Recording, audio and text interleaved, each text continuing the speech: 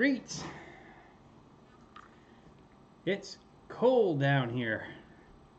All right, 10 viewers. How about that?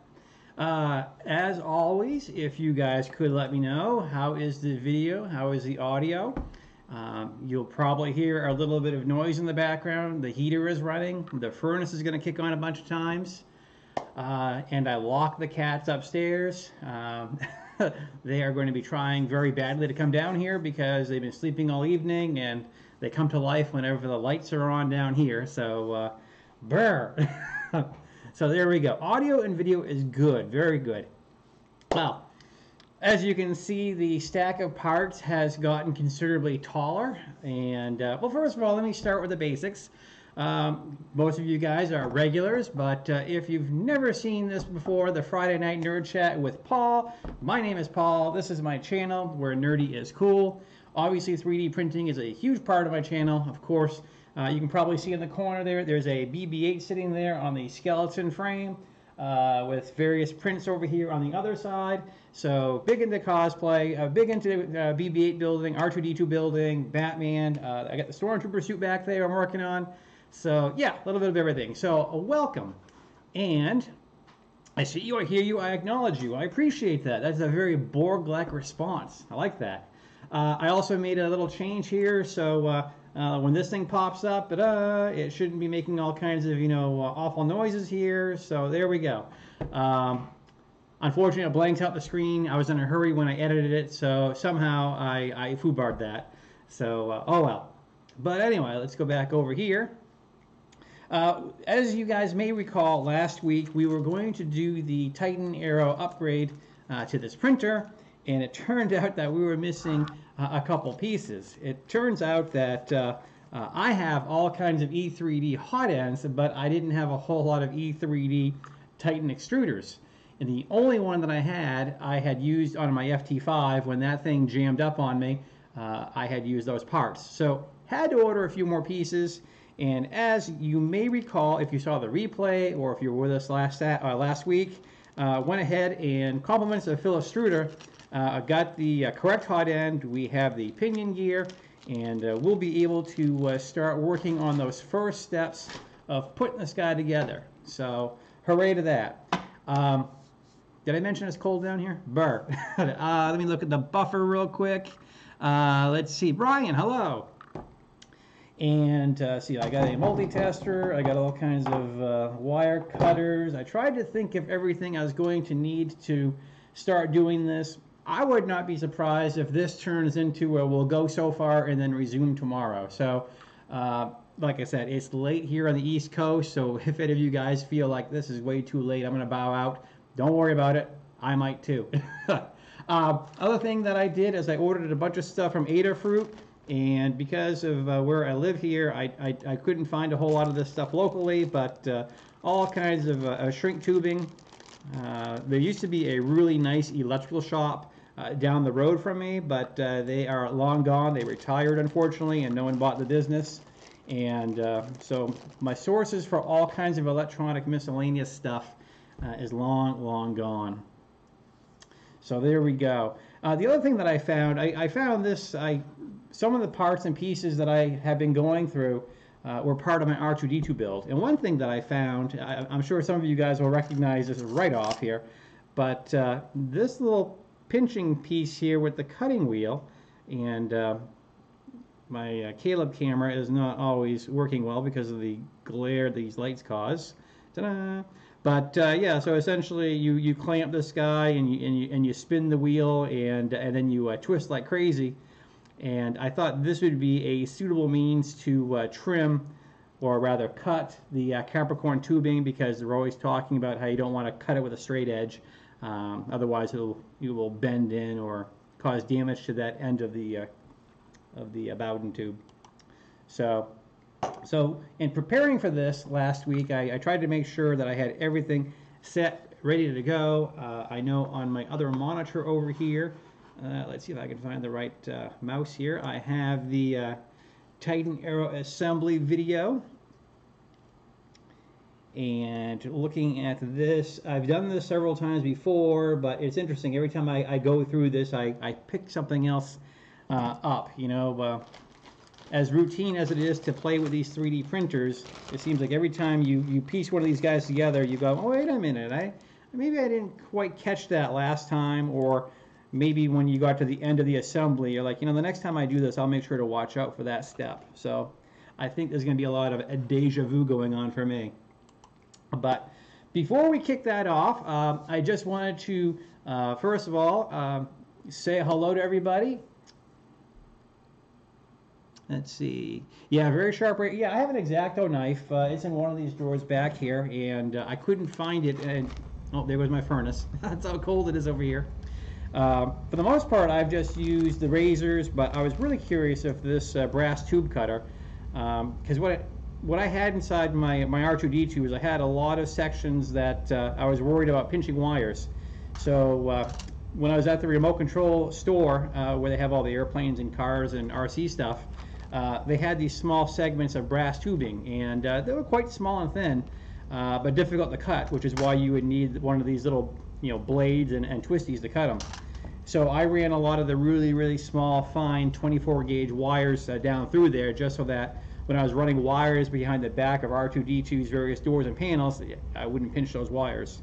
So I got all this stuff, I got that. There was a couple things I wanted to talk about. One of them was, let me pull it up on my other view here real quick. And let's see. Alright, I thought I had it loaded up, but it may have disappeared. And it did. There it goes. I had cleared out my cache, and as a result, it's cleared out all the bookmarks I had across my tabs. All right.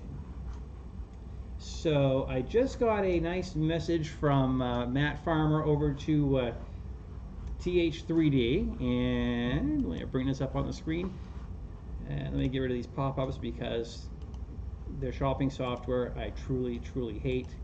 I don't want pop-ups. They drive me crazy. Close and be done. So what they have is it was originally going to be called Artillery, but someone else used the name, so they've changed the name now to Alpha EZ300. So as you know, I'm a big fan of the EZABL, the Easy Auto Bed Leveling devices that TH3D makes, which is owned and operated by Tim Hublin. And this is his entry into the 3D printing world. He's come out with a 300 by 300 by 300 printer. And essentially, he's taken what he's learned from all the Chinese printers and the printers that, you know, we of course have all fallen in love with here in the last year, and made something better. So, and he's using a lot of the products that he sells in this printer. Every day I get this. No, Microsoft, I don't want to use Microsoft Glance. Be done.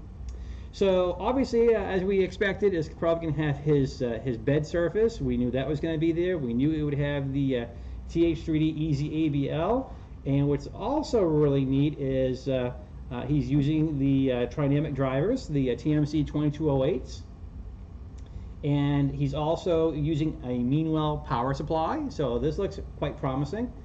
Did I mention I hate pop-ups? There we go. And then he goes into grand detail here of everything that's inside the printer. So it's basically, you know, it's a little shorter than a CR10, but when you look at everything he's going to have inside this thing, it's going to be, it looks like it's going to be a pretty good value. And as I saw with the price here, the printer is going to sell for $899.99, and that's you know, as you guys know, that's kind of on the high end. But then again, if you do the math and realize that for a lot of people that buy CR10Ss or, you know, G-Tech or any of these Chinese printers, you realize that they come with a crap extruder, crap hot end, crap bed, crap glass, iffy power supply, and lousy fans. So you figure the cost of if you were going to buy a CR10 plus invest in a new power supply, new drivers, calibrate those drivers, etc., etc. This adds up to something that might be a very interesting and a good value for people that want to get into 3D printing, but they're a little unsure about all the work it's going to take to upgrade that printer to make it reliable. So anyway, like I said, I just learned about this in the last hour. I wanted to share it with you guys, and as you can see, the link is right up there, TH3D Studio, And if you want to check it out, it does look interesting. Doesn't look like he has too many to sell here on the first batch. I reached out and said, hey, you know, exactly, Keith. I had said the same thing. I said, hey, we would love to check one out, and you know, and let me know. And they said, well, we don't have many of the first batch, but perhaps in the second batch, we'll definitely reach out to you. So cool. So perhaps coming soon. But anyway, you know, as I talked about last week, and actually I've kind of ranted on in the past, is that we're all going crazy for these inexpensive Chinese 3D printers, and of course the biggest frustration is, especially as we saw with the G-Tech, is it comes out of the box with nothing but problems. And you know, for guys like, you know, you guys here in the audience who, you know, I know many of you guys have several 3D printers and you have no problems tuning them, repairing them, what have you. The grief I have is that these very inexpensive sub $200 printers are being sold with a promise that they're reliable, they're easy. Jump right in, you know, the price has never been lower. And I'm seeing in the Facebook groups where a lot of people are doing this, the printers they're getting are crap. They're having problems, and they're realizing that, you know, it's not what they had envisioned getting into 3D printing. Myself, I would very much like that when people are getting into 3D printing for the first time, they have a good first experience. Unfortunately, you know, like over here, I'm in a rural area, you know, and you guys may be in very rural areas, so we don't have a hacker space or maker space where we can go to learn about 3D printing. So people buy these things based on the advertisements, believe them, and it leads them to a lot of frustration, and then we lose that person as a potential, you know, 3D printing person. So my hope is that more printers like the TH3D, you know, printer that he's just released right now. I'm curious to see what's going to happen with that price point. You know, right now you're competing against $200 printers, so perhaps, you know, we will see. Yeah, you're exactly right, Keith. I see a lot of those posts. I've had a lot of people private message me, and I have to keep an eye on my Facebook because I'm not alerted to the people that aren't my friends when they message me. But I've had a lot of people reach out and ask me about my experience with the A10. You know, is it working well now after everything I've been through with it?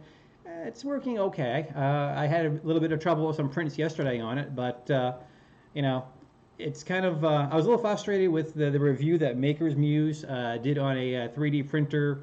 I can't remember what the make and model was. I'd have to look at my Facebook, at my YouTube again. But he essentially reviewed this printer and said that, wow, this thing went together really easy, but I had a ton of problems. You know, I had a ton of jams and a lot of under extrusion. He had problems with the way that the frame was. It was binding and what have you. And then he ends the review saying that, well, it's not that bad. So it's like, well, are you trying to stay on the good side of the manufacturer, or are you trying to, you know, it's a mixed message, and that drives me crazy. You know, if the printer is only good for advanced users, say that. But you know, you have an audience of 100,000 or more people. They're basing your review on whether they purchase or not. You say throughout the review that this thing has a lot of problems and it's not a lot of fun to fix, but then you turn around and go for it. So that crap drives me crazy. So, oh really? Okay. See, this is great. I'm surrounded by people that think just like me. Or maybe it's that I think just like you. So anyway, those were the little topics that I wanted to make sure I shouted out and shared with you guys. Like I said, the new printer and you know, the review I saw. The other thing I saw that I found very interesting was it's been 1 year since Joel Telling has been YouTube only, and he has a really great video that he posted a couple days ago. If you haven't seen it, it's quite good. He talks about a lot of the feedback, a lot of questions that people have asked him. And if you haven't checked that out already, it's definitely worth watching. He's doing away with his you know, Fan Mail Friday stuff just because the metrics for it bomb. Because, and frankly, I don't think a lot of people like watching videos where, oh look, I'm special, I got mail. You want to watch me open it? It's like the unboxing videos. Those were popular about a year ago. Now, people don't want to see that. Fast forward, unbox it, show us what it looks like, and then put it together and let's see it in action. So let me get rid of that link on here, and let's see. Let me pop over to this second monitor here, And let me get some stuff out because we're going to start doing some building. And let's see, I got all kinds of stuff in here. So let's oops, the tiny screws are rolling around everywhere. This is great. So let's get this little tray out. And let me get that other camera going. All right, so let's move over here so you guys can see what I'm up to. I'll move this way close. Let me move the mouse. So these were the pieces that we didn't have last time. This is what kind of stopped the works because essentially what was going on is the hot end that we had last week it uses those bulb type thermoresistors, and we're going to be using the type that has the cartridge. So we needed to have the correct heater block so that this guy can go straight in there, and voila. So I think we have all of the, right, and then we have on this side here where we put the hardware to tighten all that up. And I gotta make sure I look at my buffer here. I don't want to miss any of your comments if you guys are chatting or have questions. Okay, so that part is out. Let's get some of the other hardware out I know we're going to need. Let's get rid of this extension cable. And let me move the camera. So, and again, give me a shout out. Like I said, I know this camera is, the focus is sometimes a little wonky on it. It's way better than the other camera, but sometimes it's a little bit wonky. Let's see, I need to have the nozzle and all kinds of other stuff here. Alright, so let's get everything we need. Okay, let's make sure we have the 24-volt fan. Get the sock. Okay, blower fan, good. Okay, we're going to use Capricorn tubing. Okay, we got this stuff we're going to be using for the hot end. Okay, there's that, and I just want to make sure I have all the tools handy on this little desk. Now, the one thing I am not seeing, what did I do with it? I must have put it with the other kit as I am looking. Okay, that's the EZABL. So what I need is, I put it back with the miscellaneous stuff.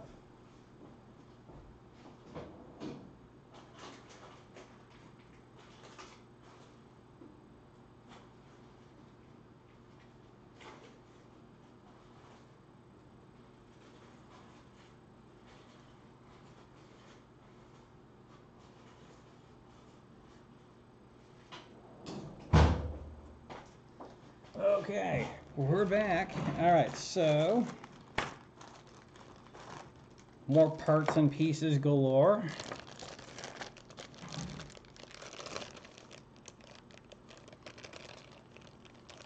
Hi, Charles. Oh, you're in good company if you have a Prusa. Keith just got his up and going. All right.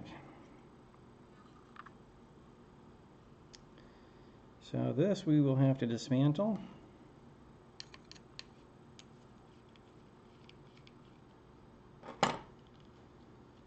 So what I'm doing right now is I'm getting the parts together because, there we go.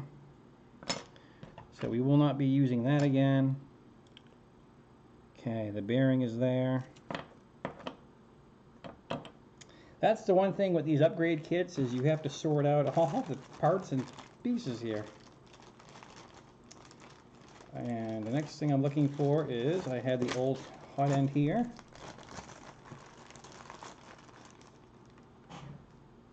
So let's take this piece.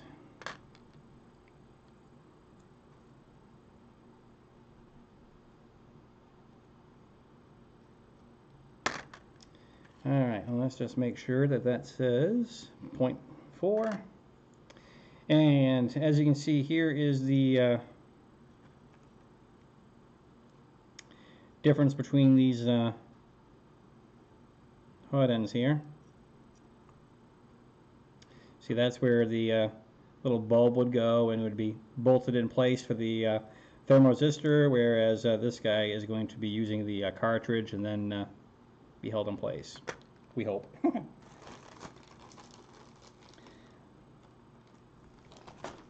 Look at all these parts and pieces, right? And this is more set screws and bearings, and I'll keep that handy just in case. That said, I think I have all the gadgetry I need to go ahead and kick this off. Alright, so let's make sure we have everything lined up just right. Dun, da, da, da. And if I scroll on the right monitor, that would be very helpful. Alright, so step 2, orientation of the heater block. Yep. Okay, so we are going to screw the nozzle all the way into the heater block. Don't worry about tightness yet. Okay. So we will go ahead and do that.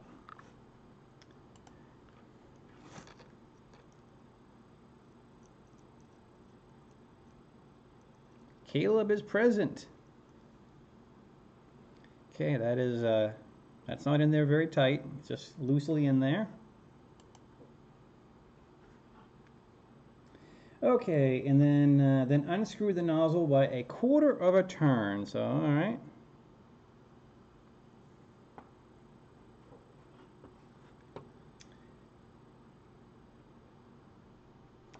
So this is one of the steps that is always a little bit frustrating, because what's going to happen here is as we thread this thing in, how do I say this so it makes sense to everybody? As I thread this in, what's going to happen is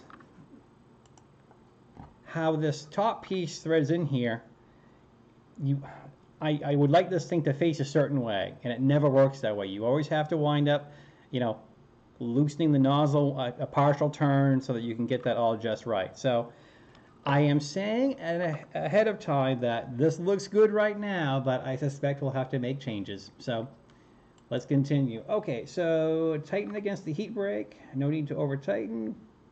And I hope that text is big enough for everybody here. Okay, so, and they're saying right here we need to check the nozzle. Double check that your nozzle is still almost flush with the heater block. Well, I'm going to say this, and again, just so everyone can see here. Oh, come on, let the Caleb camera, so you can see there's a little bit of a, go on, focus. Oh, come on. There it is. So it's not flush, but I think, and like I said, with you guys in the audience here, you can tell me if that is correct. Like I said, it's fun to do this with having a studio audience here, because you guys can first of all make fun of me, but I think that's an adequate amount of distance there. That 1/4 turn that they were talking about. And the top as well here, we have, I'm kind of curious. Yeah, that's what I did. I screwed it in all the way, and then I went back a turn. So, matter of fact, okay, and then, there we go. There we go, and that's,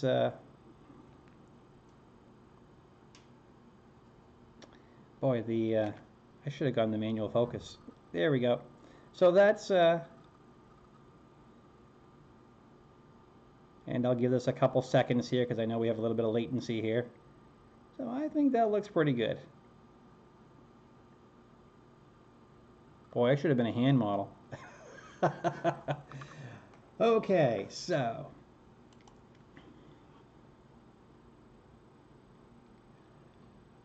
So now let's get this guy flipped over. Gather the parts you need to install. Thermoresistor cartridge, the smaller 1.5 hex wrench. Yep, we got that right here. Okay, so we have all the parts and pieces over here. Okay, let's slide in the thermoresistor.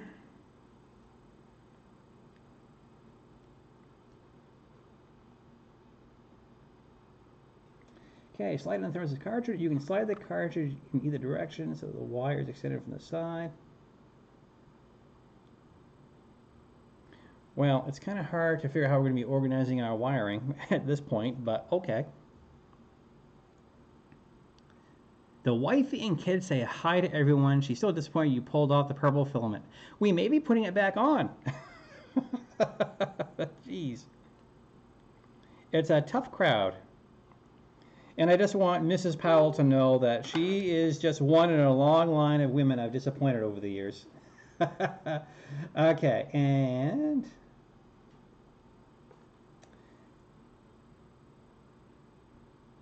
yep, so that is in there, and I'm going nice and slow. Like I've done this before, but like I said, I'm going nice and slow so that if anyone else has ever contemplated doing this and they want to know what it's supposed to look like or what have you, here you go. So I think we've done a decent job here with the cartridge, and it's not sticking out. It's kind of flush actually. There we go. Let me just push it back a little bit here. She forgives me. Hey, there we go. Just in time for Valentine's Day. And I apologize for the focus being wonky. So that looks good. All right, let's go back to our instructions, or destructions, depending on how you... We're going to feed in the grub screw.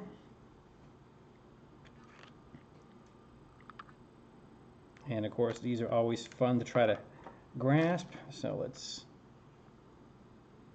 get you right on the end. All right, so that's going to go in there, and just like so.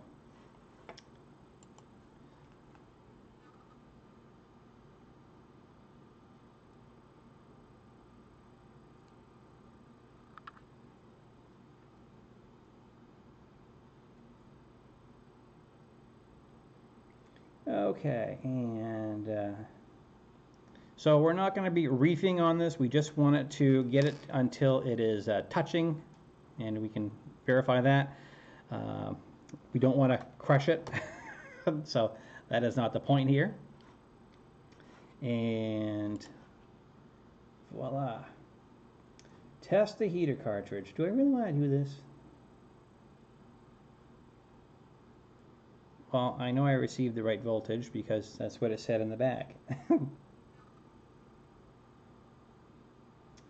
But I suppose we could. I've never done this step, actually. Remember how I told you guys there were some things that we did and some things we haven't done? Yes, I do. Actually, I'm glad you said that. Nathan, thank you very much. They did include some Capricorn in there as well, too. It should be etched, you say.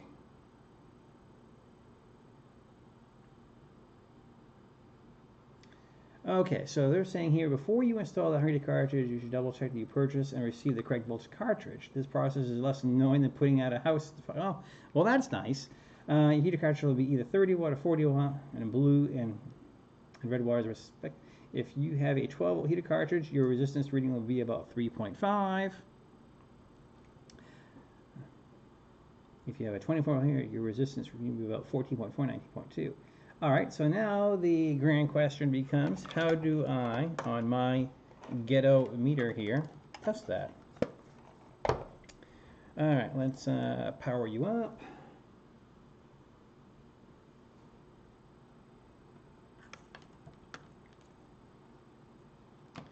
Now, considering my heater wires, okay, let's look over here real quick. Okay, that's these guys.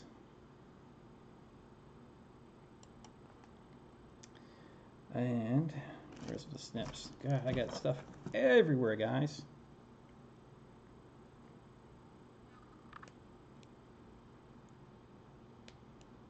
All right, here we go.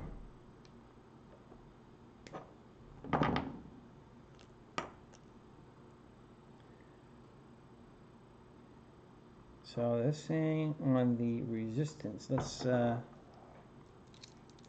I love these things right here. Let's go with this size. Oop.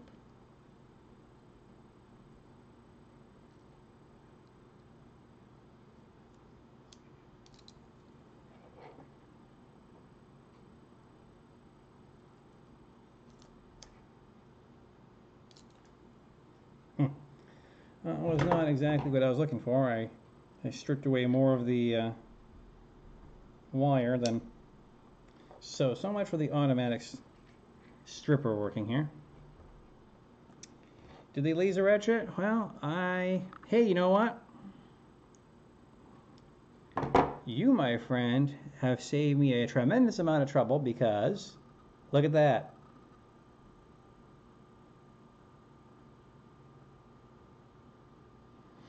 So we have saved ourselves. We have saved me a little bit of time here. Good catch. Keith, you are again the smartest person in the room for the next 30 minutes. All right, so this is untangled. Boy, I am quickly running out of space here. Let me turn off the... Yeah, this automatic stripper, unfortunately, it had two sizes, and one was too short and one was too big, and the too short took most of the wires with it.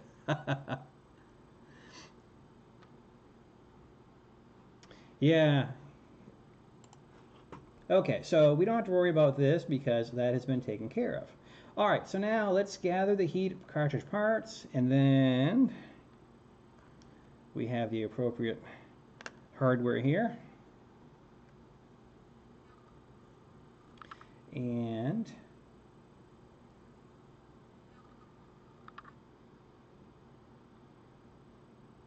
now, isn't it interesting how on that one, what did I do differently here?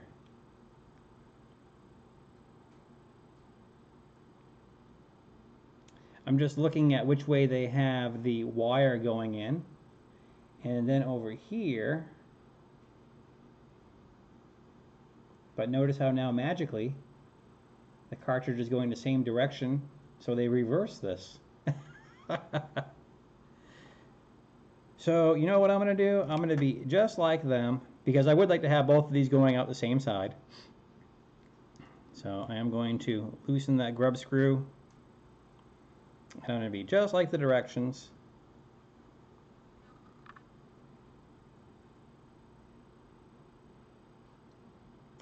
So we are going to upgrade the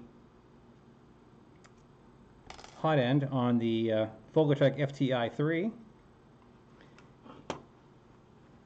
Oops, I got the mouse. I got too many mice over here. Okay, so what I've done is I've just had this, I changed this out to go on this side, and this fella.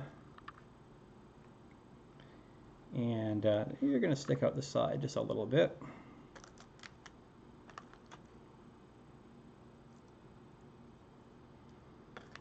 Again, you know, I could have had them each going out each side, but why not? Let's make it match up exactly what the instructions have. So if you're just tuning in, what we're doing is we are assembling the Titan Aero. We are right now putting together the hot end. We have the blue wire you see is the thermoresistor cartridge, and then right now we are tightening this up so that the heater cartridge is installed. And yeah, you're still got a ways to go before you're in place, so let's keep on turning. It's still sliding around. Dun, dun, dun.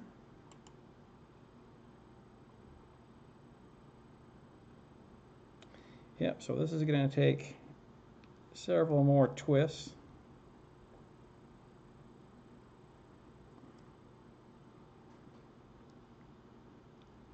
That's still, you know, I think I want some pliers.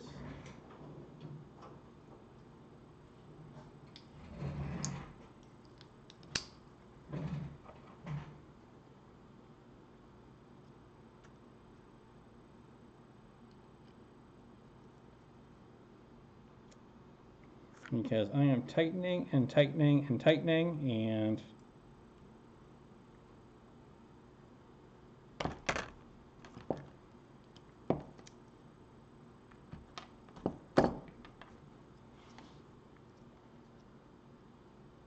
That is still rather loose. Come on.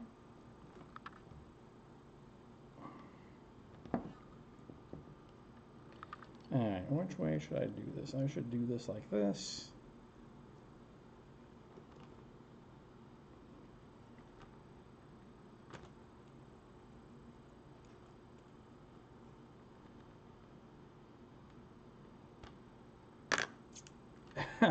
I have this as tight as can be here, and this cartridge is just still, and you can see that, yeah,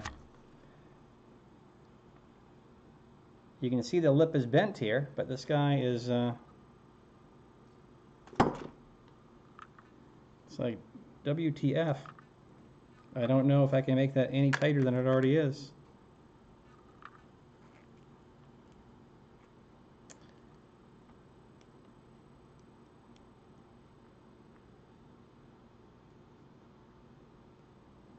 Oh, good grief.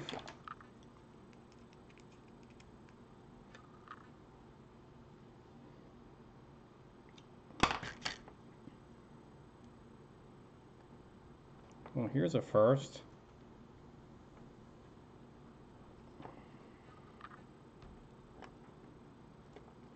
I have never had one of these go in so deep and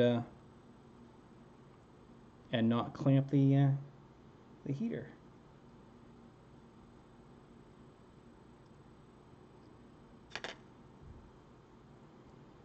You're still in there, stupid loose. Well, let's.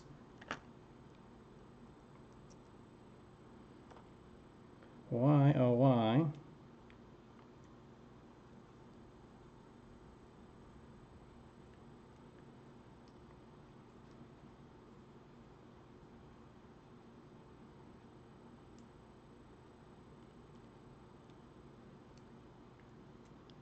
All right, well, Houston, we have a problem. The cartridge is in, but that clamp is not holding it in there.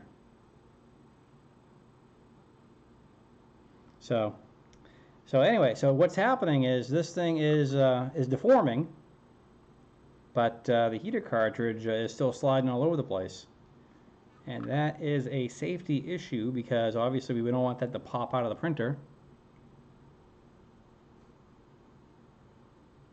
Because we don't want the heater cartridge to slide out. So, for lack of a better answer, I am kind of going WTF.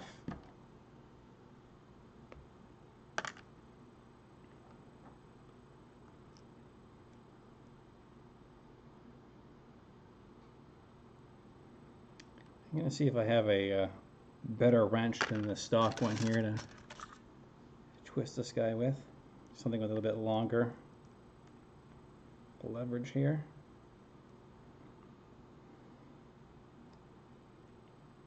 And I think that was the answer.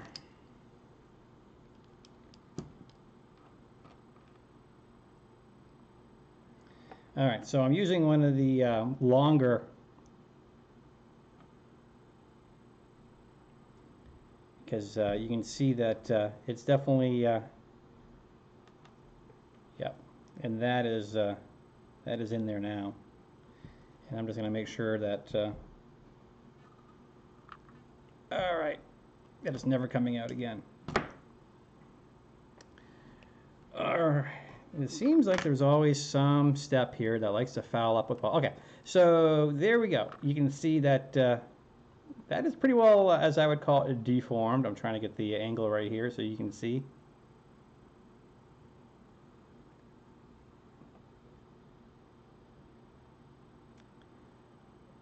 Boy, the camera focal length is, come on. There it is.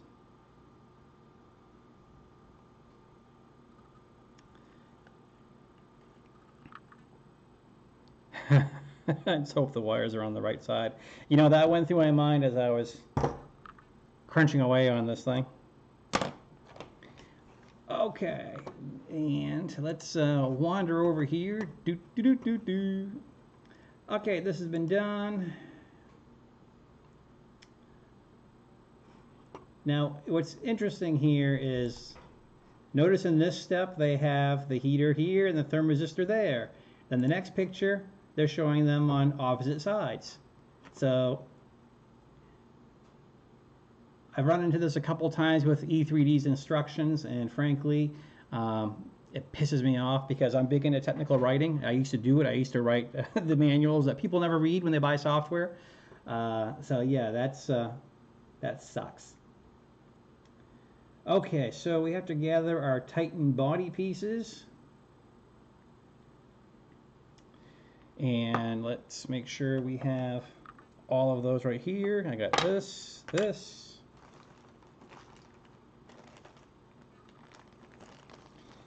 Okay, let's make sure here.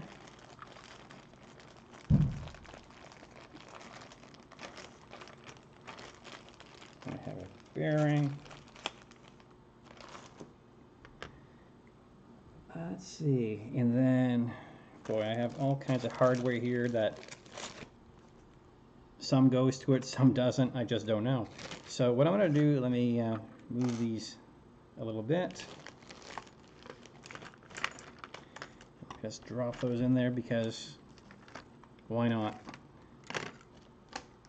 Something that they include here that baffles me, and maybe someone else can figure it all out here. So here's the, I have absolutely no idea what this is. This looks like it goes to the top of the E3D, and that's the, so we will not be using that. We'll not be using that cover. Let's see, I have the arm. This is the hot end that uses the bulb type. We won't be using that.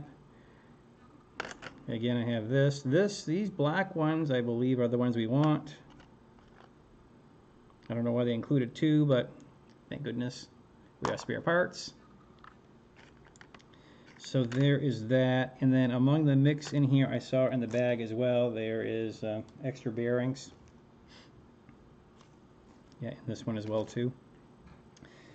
And just trying to relocate all this crap. So that looks like we have all the pieces we're going to need. Let's go back to the instructions. All right, so attach pinion gear. And we need the set screw.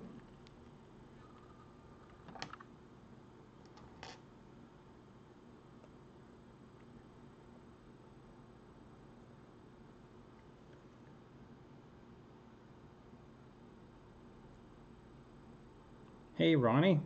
Hey, trolling. Your bed is calling. Oh, no.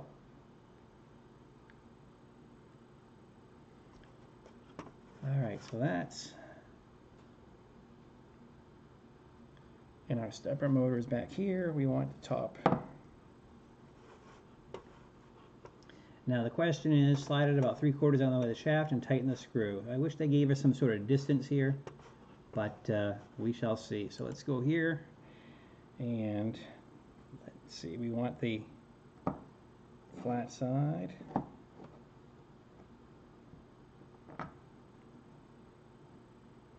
I am going to guess that is roughly where it needs to be.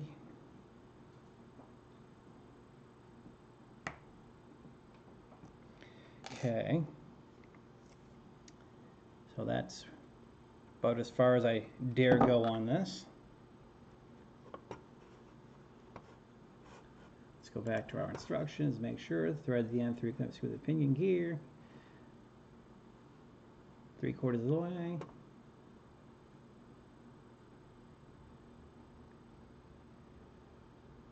Okay, take your M3 screw that you picked out before and slip it through the whole extruded body in the groove mount. Okay. Now I have a bunch of M3 screws here, so let's, I hope that's the right one.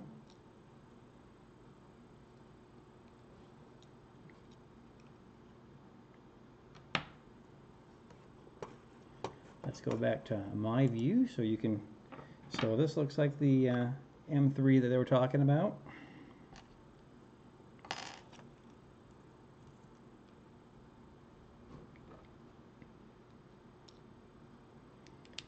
Okay, so that is that.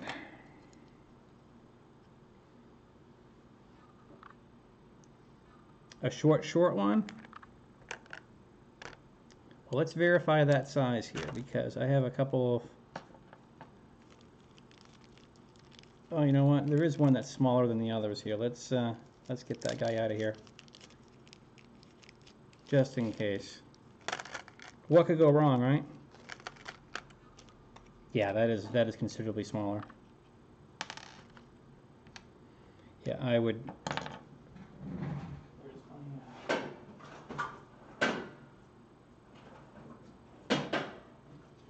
If I had to hazard a guess, I would say that this is a 10. Yep, it's a 10. If you haven't already printed one of these, this is a great little, you put the screw in the top, it's either M3, M4, whatever, and if you don't know metric, like most of us Americans, it comes in very handy. Alright, so this 10mm screw is going to go in there.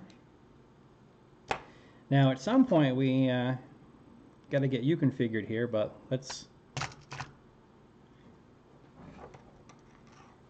I don't see an M3x6. Is that what they're calling for? Let me scroll back up here when they talk about what you'll need.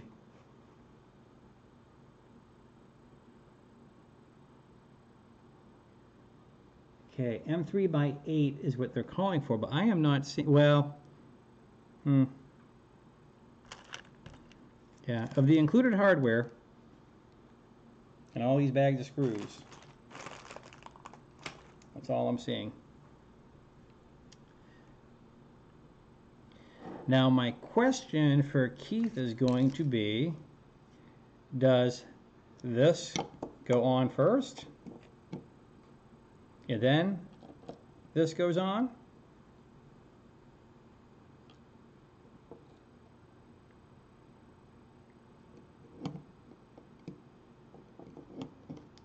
I just want to make sure we're doing this all in the right order, because I want to say that it's going to have to go on top of this guy first.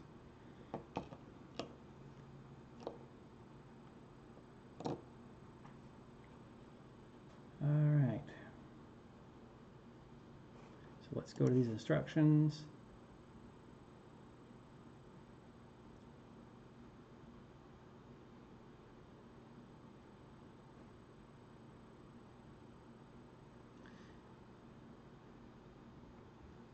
Yeah, we want the motor plug facing up top. Good reminder, very good reminder. Okay, so slot the Hobbs gear.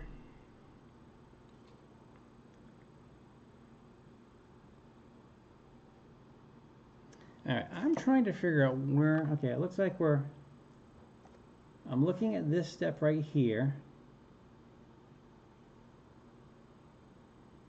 Slip the screw through your mounting bracket, including a spacer if you're using one, and screw it onto your motor. Okay, so we are doing the right stuff.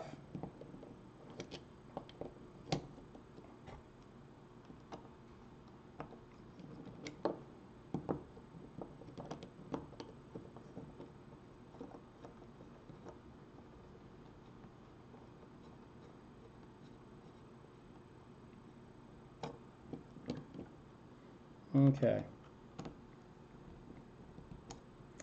So it's going to be interesting because let me show you what I just did here, guys. All right, so just to make sure everyone knows where I'm at, so we have the mounting bracket and that one screw that they mentioned. So we have that down in there. It looks like everything is pretty well flush. I can give that another turn or so if I have to. So this is where we're at as we enter the next step. And yeah, as like I said, good call. The motor plug is up top because, of course, the way the printer is set up, that's where we want it. And let me move this here so you guys have a better angle here as I muck around with this some more. All right, now we have this guy here. Now what's going to be interesting is where we find out, let's see.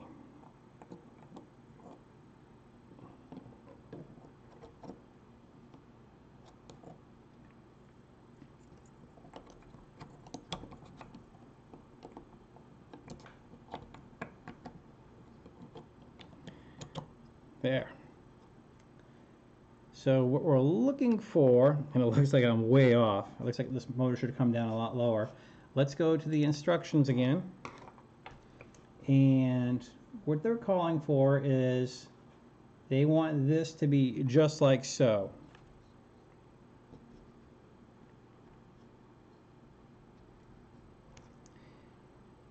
So they want us to be flush with that. So what I need to do, and let me get this camera right on top here. As you can see, we're pretty high. So fortunately, I have the set screw in a somewhat good location. Let me rotate you a little bit more here.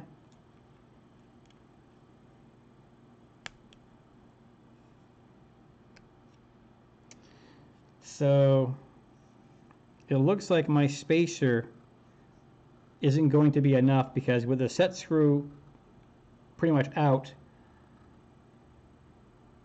see how they want that flush and this one is not. So this is going to be, and maybe that's a better angle for you guys to see. It's trying to, yeah, that's pretty much as low as I can go, and we're still a few millimeters away.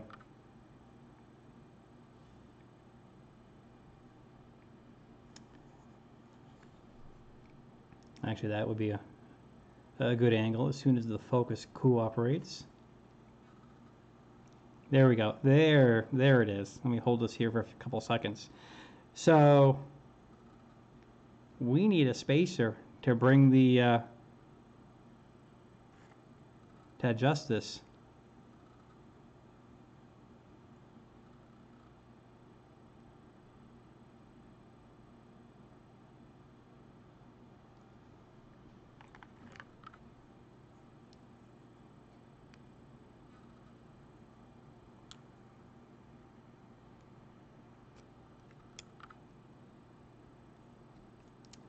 Which I don't know how this is going to all fit though. How does that hobbed arm go on here?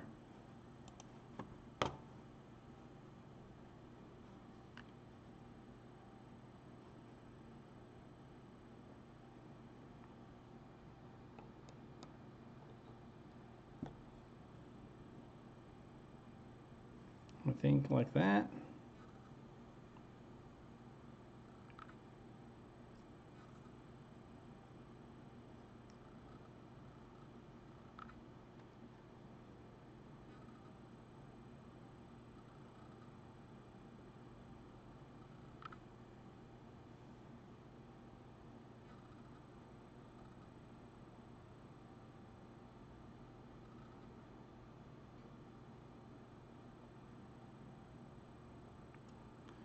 So my question is,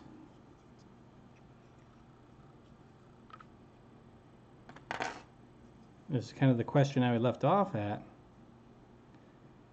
We are not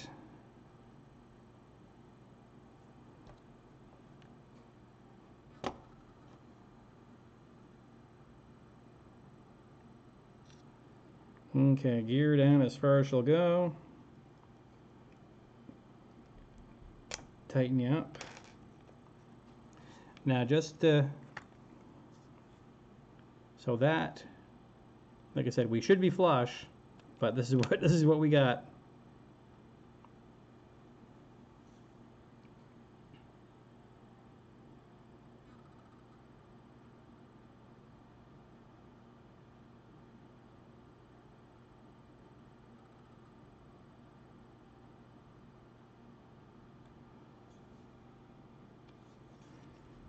You want it up a little bit? Okay. See, this is why it's great fun to do these things with a cheering squad.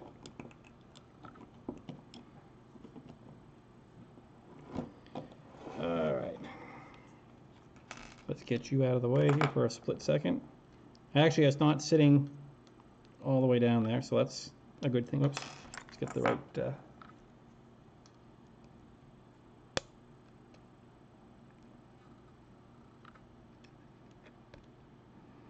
Okay.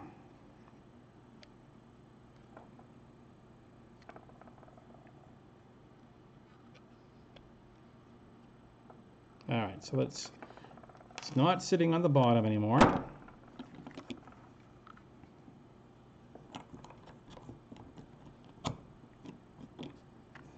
All right, let me, I think I can get a good picture here to show you how we line up.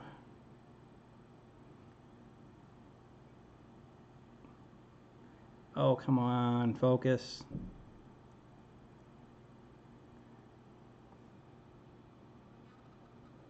There it is. So it's not flush, but so be it.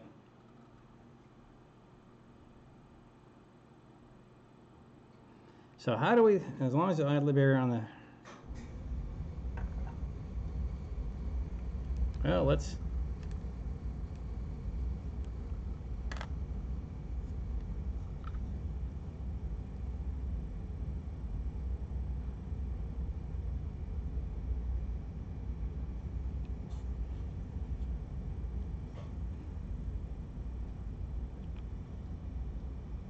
trying to give you guys a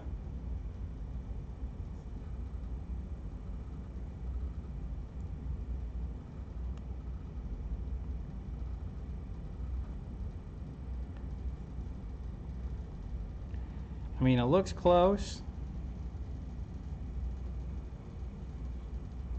Let me take a look at this here.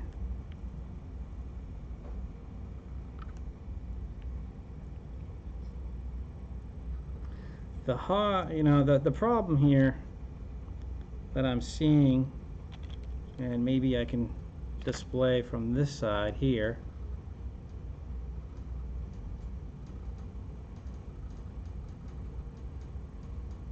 It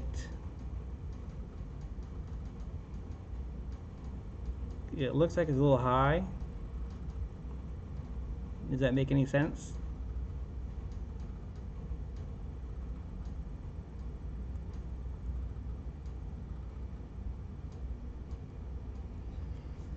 So that's why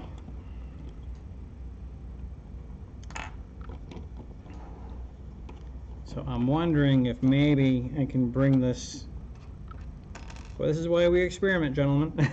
I'm going to see if I can. I got a little bit of leeway here on this. As you can see,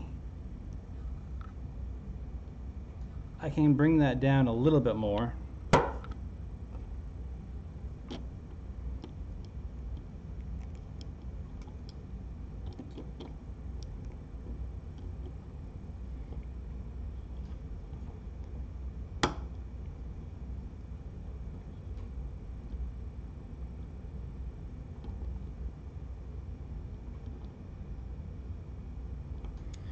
You know what's going to work even better is if let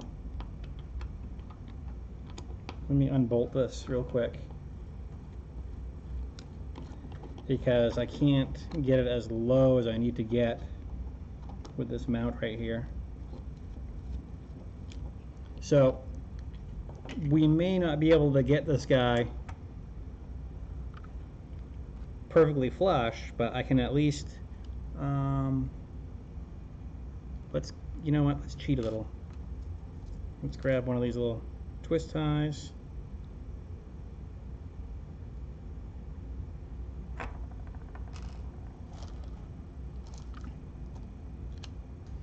Just to make sure.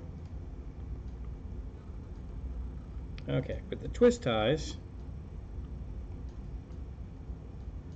sorry, twist ties, zipper, whatever you want to call them. This is as low as I dare go.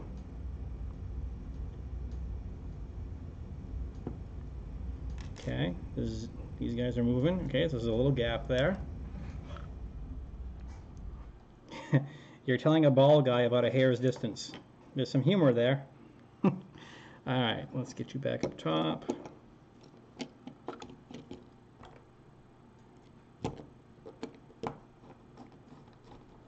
Okay, let's get you threaded back in there.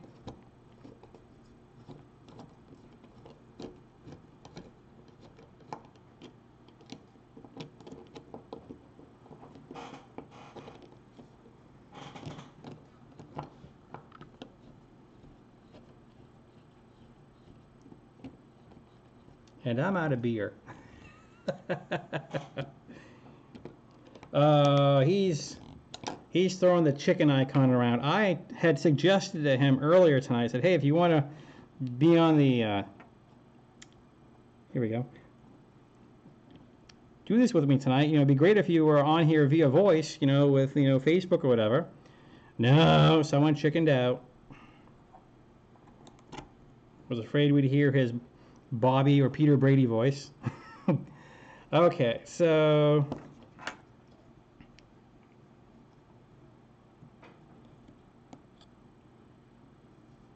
now let's see what this did for us as far as this goes.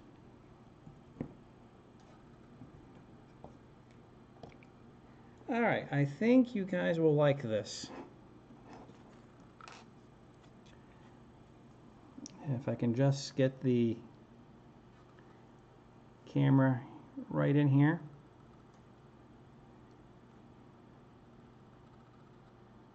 So it looks like this is going to be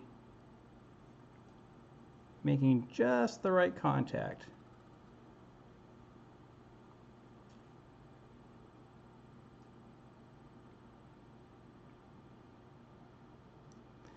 But we shall see. The opportunity for told you so's, I knew it wouldn't work, and other comments are reserved for the future. Okay, in this stack of stuff I got a mouse. Let's go back to the instructions. We kind of skipped ahead a little bit. So let's see, we slid in the hog gear. Yep. Ours doesn't come in flush. We did the best we could.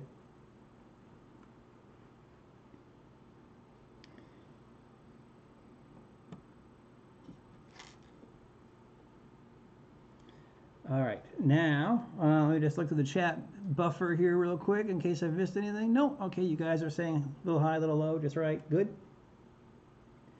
All right, now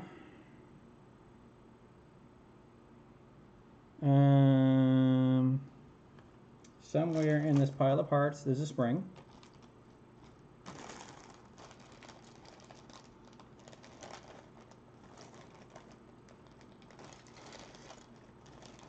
Oh, seriously, guys, it's got to be here.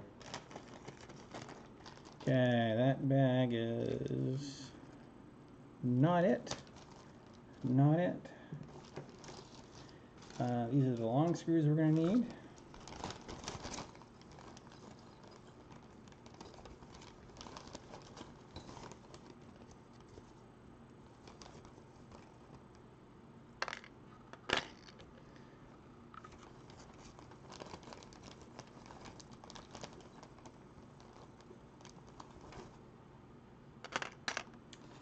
And I can tell you I am not seeing the compression spring I need. Perfect.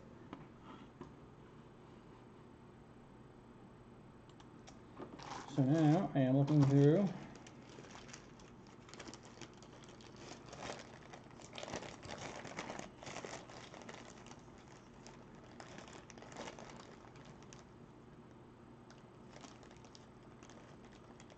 I have tons of hot ends, but not the spring I'm looking for. Well, let me go through the TH3D stack of stuff. Maybe I got one there.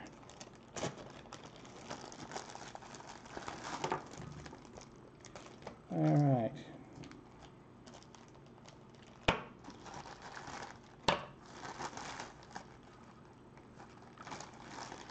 I'd be so disappointed if I have all these hot ends and no spring.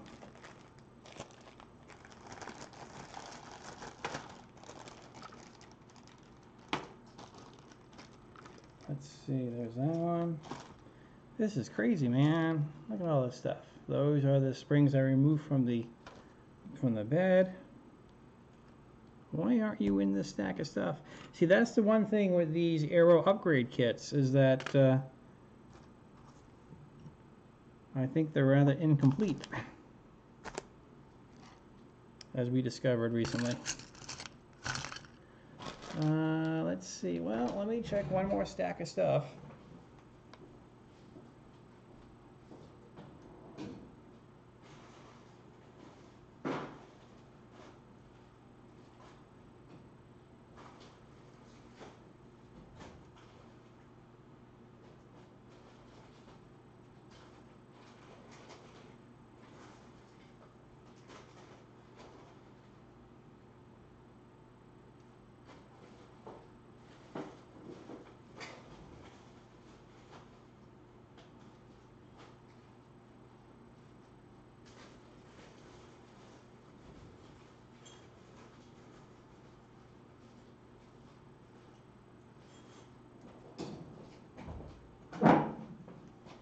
Well, guys, I'm trying to be a clever little MacGyver here, but I am not finding what I'm looking for. However,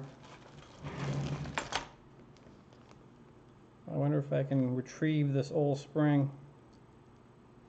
It's the wrong size for sure. Oh, son of a bitch. Yeah, if I did have the complete kit, but I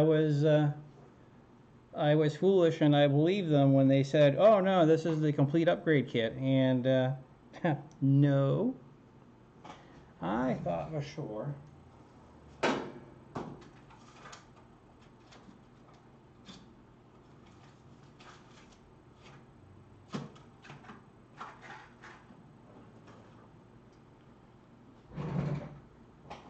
Well, that's disappointing because we bought the upgrade kit from Printed Solid, and then we bought the upgrade pieces from FolgerTech, and we're still missing stuff. Well, that doesn't make me happy one bit. Hey, D Park. Yeah. Dun, da, da, da. Oh wow, we've been doing this for over an hour already. Well, let me do my quick top of the hour. Hello everybody. My name is Paul, and this is where Nerdy is Cool. We have a FolgerTech FT-i3. It's a i3 clone. This is the Mega. It's 300 by 300 by 400. And the stock hot end has been removed. We didn't want to use that. It's heavy, it's clunky, it doesn't have a part cooling fan. And we decided we wanted to upgrade it to a E3D Titan Aero. And we started to do this last week, and it turns out that the upgrade kit basically only includes this. And it was missing some critical pieces. The first time I bought it, I had specifically requested 24 volt. I got 12 volt components. So they sent the 24 volt fan, which is great. And then we discovered last week that we were missing some pieces, the pinion and such. But you would think, doesn't the E3D V6 use the spring as well too? I mean, it just strikes me as odd. Yeah, because that's too big a spring. That would never fit in there. But I am just baffled. I'm struggling with having the right components.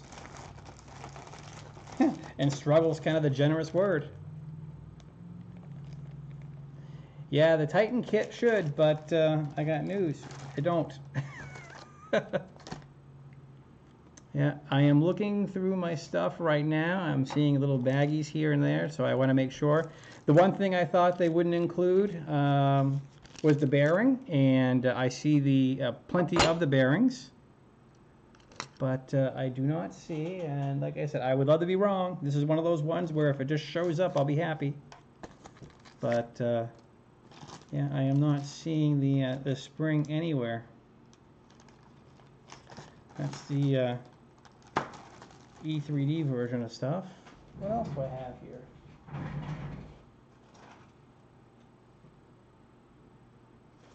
Just checking.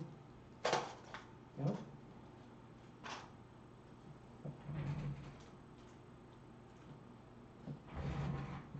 Well, I would hate to think that this entire upgrade has come to a screaming halt once again, thanks to a $4 part that should have been included in the kit. And I know from trying to find springs in my local area, it's like good luck. All right, let's dump this out just in case it's hiding in here. Let's see, that's that. Come on, be in here. Prove me wrong. Nope. Maybe. Nope, more screws. Boy, I got more silicone socks than I could never ever thought I would need though. Nuts. No, you're not going to find any of that stuff at Home Depot, unfortunately.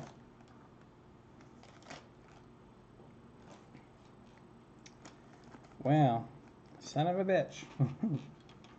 I'm going to have to order more parts. And that's frustrating because that really should have come the first time.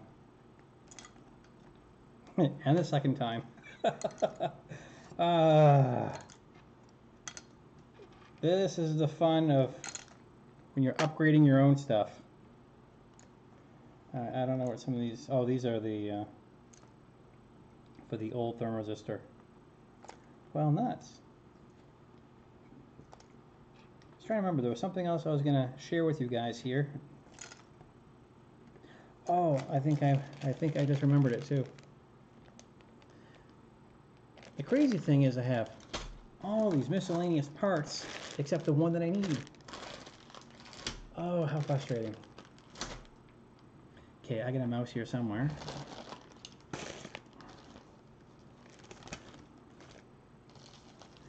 Okay, that white one is if I'm using 2.85 filament, so that's not going to help me.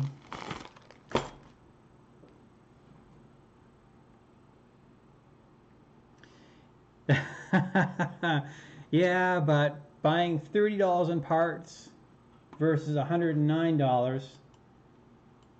You know what I mean, Vern?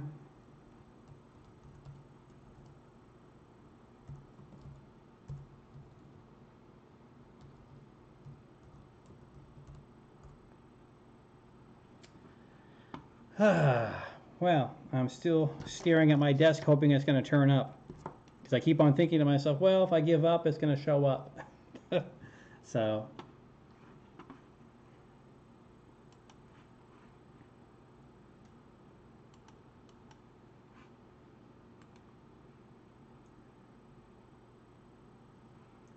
There it is. Let's see, what have I got here? Oh, this is what I was going to show you guys. I took Caleb's suggestion, and let me go to the other page here. As you guys know, I have a Patreon page, www.patreon.com/where nerdy gets cool. You know, like all the other cool kids here on YouTube, we're trying to raise money to help fund our channels. And in this case, looks like trying to fund a Titan Aero that has all the parts and pieces.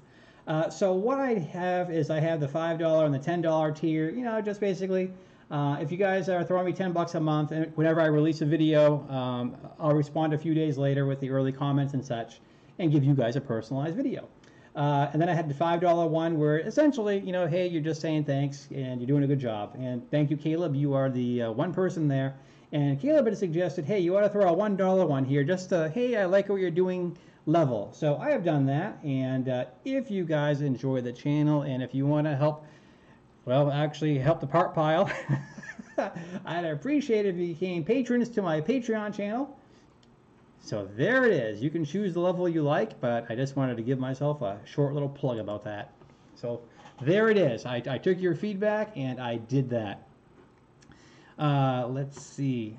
I'm running out of places to look for that spring, and it really bothers me that the only place I'm going to be able to find that is Phil Extruder, and I'm starting to wonder what else do I need.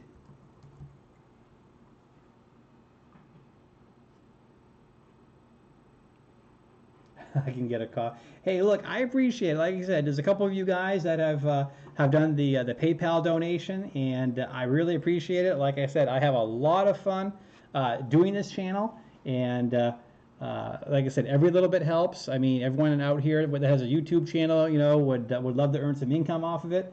I'm just trying to cover all my expenses, and hey, if you have a hobby and if you get a couple people throwing a couple bucks at you, hey, that certainly softens the blow when you're buying, you know, new equipment that you're going to review, or like, for example, lights or camera and stuff like that. So thank you very much. The instructions, let's see, I am looking for E3D products. And let's see, we're going to be looking for nozzle and spare parts. And if this seems like deja vu, we were just here the other day, weren't we? Oh, man.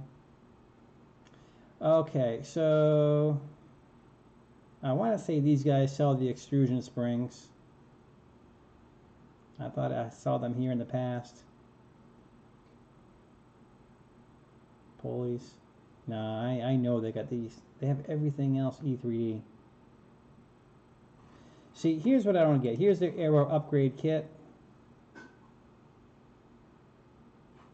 Yeah, see, they don't include it either.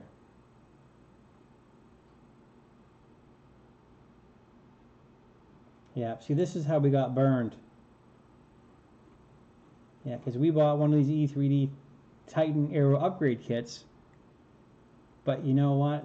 If you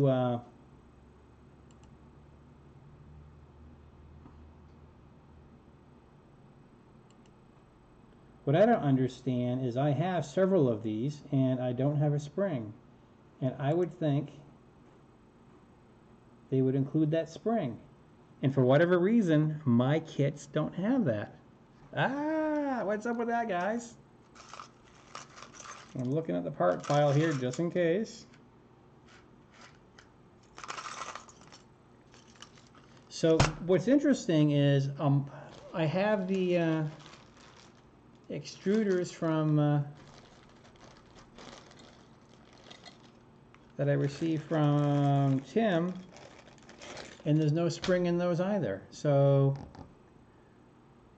what I want to know is, why has all the E3D stuff I bought shorted me a spring? Yeah, there it is right there. So weird. Oh, wrong view. Oh, there it is. For some reason I have that not working right. Doing. No, they didn't fall on the floor. No, and the cats are locked up, so I can't blame the cats. Yeah, actually, I could hear Theodore upstairs trying to barge through the door. I'm going to check the part drawer one more time because I would love to make progress on this tonight.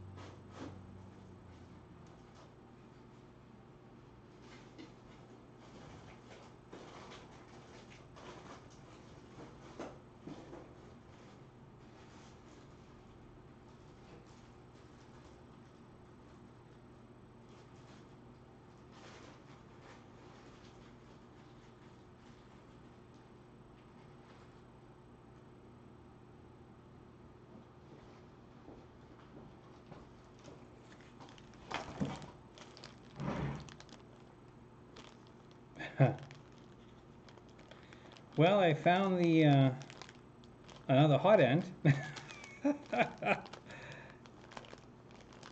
So we technically didn't have to order one of those last time. Man alive. Look at all the stuff I have here. Is this the right, let's verify. Yeah, that's the one. So technically I have another one of these. But this one, sealed in plastic, is also missing the spring. And I don't understand what these big giant things are for the, you know, I have an invoice, but I don't have any idea.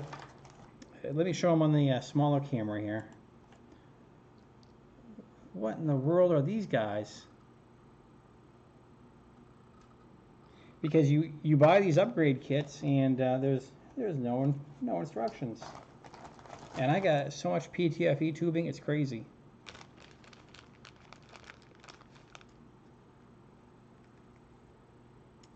So no, not on the floor. I can't blame the cats. The only springs I have are way too big. Oh, how maddening.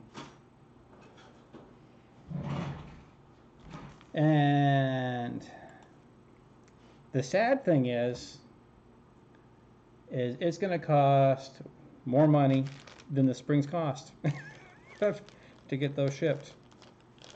But good grief. All right, I am going to put all these in the same bag.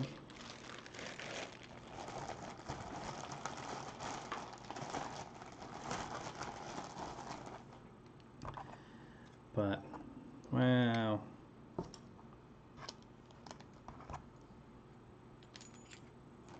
My E3D stack of stuff is getting bigger and bigger.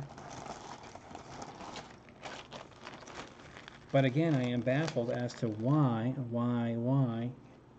none of those kits. Yeah, I'm on FolgerTech too, guys. Yeah, that's the web page I was just on. Yeah, over here.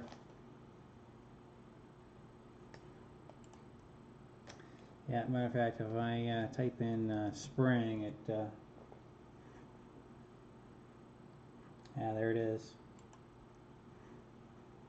99 cents. Yeah, exactly. Let me order a dozen of those suckers.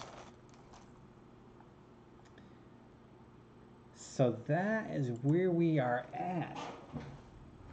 My goodness. I was really looking forward to having this guy up and working tonight.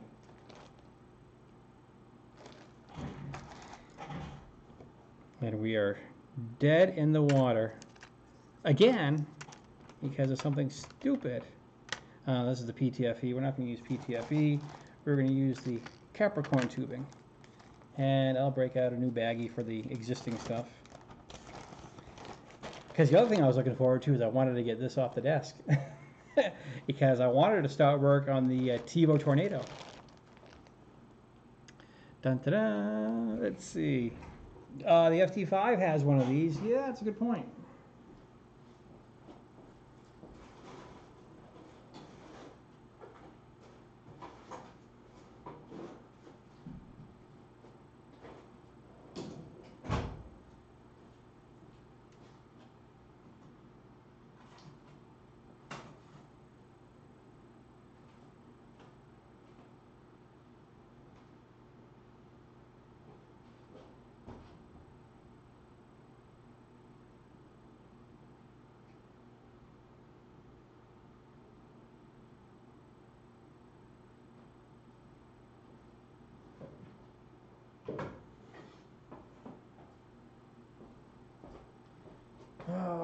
But getting that thing off of that thing is going to be a bear because that printer is a monster. Well, I'm at a loss, guys. I was looking forward to this all day long. I went through. I'd been talking to Keith off and on this evening about it, and I was really looking forward to doing all this. But I got to tell you, you know, I can't believe that these kits are that incomplete. Because yeah, because the other bag of stuff that I got from TH3D. He sent over a couple of hot ends on those extruders, but all those extruders were missing springs too. So it's like, what the hell? So, so close. I'm just looking around, just making sure that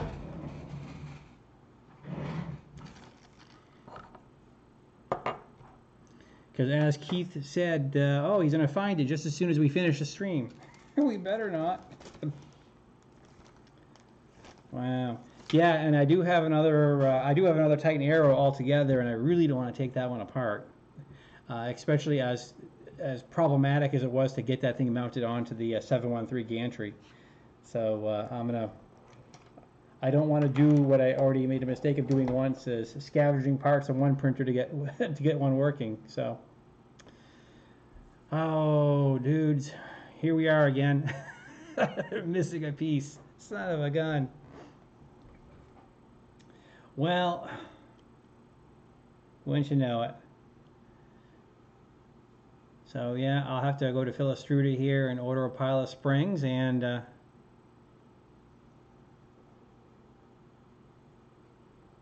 Oh, there you go, Andy. Yeah, yeah. Anders Olsen, I know him. He's a good friend of mine. That's his baby. He came up with that several years ago, and the ruby nozzle. He's done a lot of work on that, and they don't give those away. Those are very expensive pieces of equipment there. So, all right. Well, let's start bagging up some of this stuff here. This stinks. Well, guys, this is starting to feel like it's kind of a running joke. Hey, we're going to put together this tonight. Psych, we're missing a part. So, yeah, oh well. We'll keep chatting, though. I'm going to keep this here because that's good for measuring the offset here with the probe. At least the probe, I have everything. The other reason why I'm slowly putting things away is I'm hoping that if I move something, a spring will show up.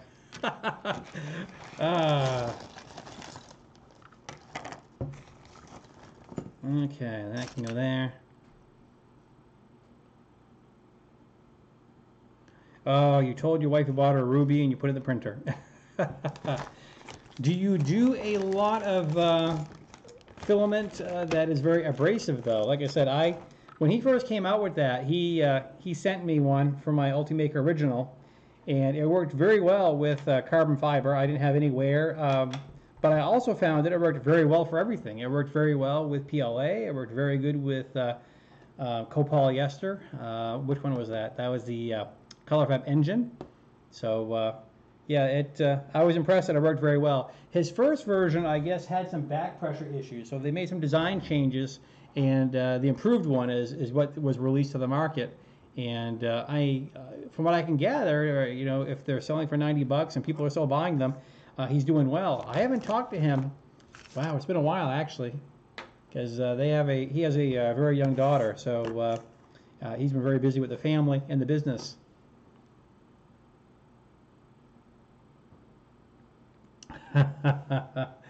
Well, you know, the conversation I had. Yeah, well, the problem with the nozzle, the ruby nozzle, is it's tremendously labor intensive to make those things. I mean, yeah. Yeah, I have a lot of inside knowledge on that. I don't know how much I can reveal, but I know that whereas he's in Sweden, I'm here in the United States, he had sent me several of them, and with the instructions on how to put them together. So that when he had someone in the United States interested in one before they were for sale, I would put one together and I would send it to whoever he would ask me to. And so I was helping out as best I could. And I cannot reveal how they are put together, but it's very cool. So, but yeah, he's put a lot of time and effort in that project. And I reached out to him a while back saying, hey, now that you have the official street version, you know, that's up for resale, how about it, buddy old pal? But I haven't talked to him in a long time.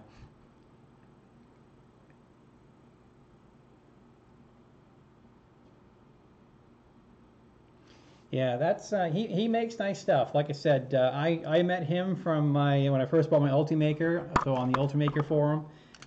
He prints with some super exotic materials like boron. I mean, they're working on stuff that deals with nuclear power and stuff. So yeah, some of the things that he would talk about would just go right over my head. But it was fascinating to to see that that technology existed right now. No spring found.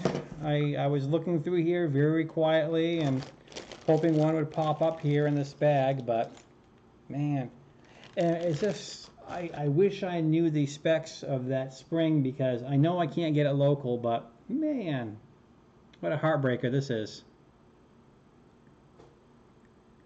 Well, the nice thing, Andy, is with a ruby nozzle like that, you can leave that inside the printer and use it for everything else too. So that's going to be a nice add-on for you. Let's see. I screwed up my... I thought I had this working properly, but it's been one of those days. Not much has gone right today for me. Looking through the buffer here. Oh, we've been doing this for an hour and a half already. Well, guys, I'm sorry we weren't able to get this guy upgraded, and it's still sitting on my desk for another couple of days until the parts show up. Last time we ordered stuff, we ordered it on a Friday, and it didn't, of course, I got the order on Saturday, and it didn't arrive until Thursday, so...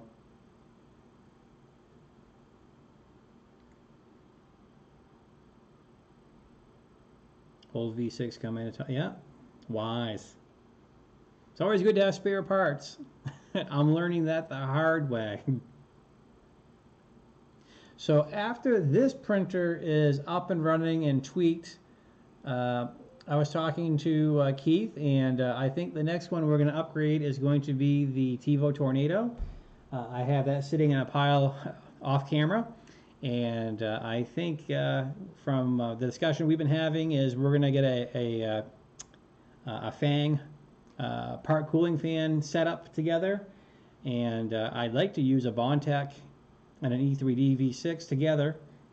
And that printer also needs a power supply and a solid state relay. We also, while we're at it, we probably got to replace the drivers, because I do have a replacement motherboard for it. So another printer we're going to be overhauling, and we're still working on making sure we have all the parts and pieces we need for that one. So that's what's coming soon on what we're going to fix up next, because I really want to get these printers tuned and calibrated so I can crank away at poor Mr. BB-8 over here, who desperately needs his body panels. And the body panels aren't the hard part. The hard part is going to be the finishing process. All that sanding and filling and sanding and priming. I'm not looking forward to that. And then once all that is done, then the real expensive stuff is the BB-8 drive system, which is several $1,000s. There's no way you can cut it. It's the drive systems I've seen, whether I use Joe's or Carrie's or others, all of those setups are, several grand. But hey, you build a droid, these are the costs that come with it.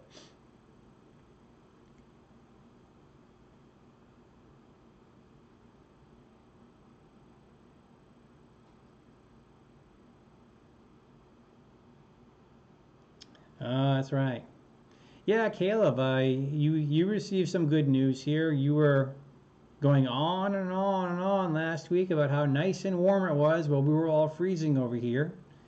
And, well, Caleb got some great news this week. He's going to be moving someplace. Would you like to drop that in the chat buffer? I don't want to steal your thunder.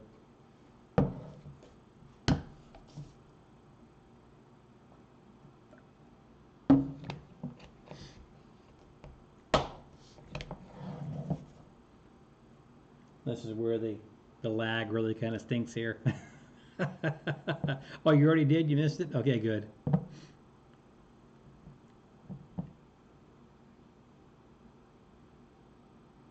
Yep, so Caleb is going to be, he's active duty military, and he was gloating about how warm it was while we're freezing, and now he gets to go to Colorado.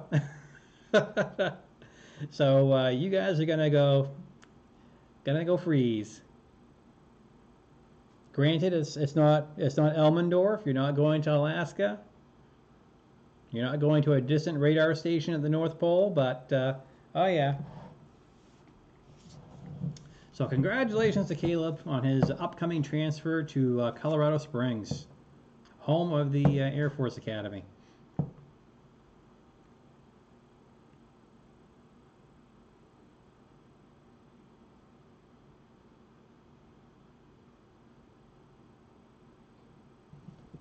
Oh, hi.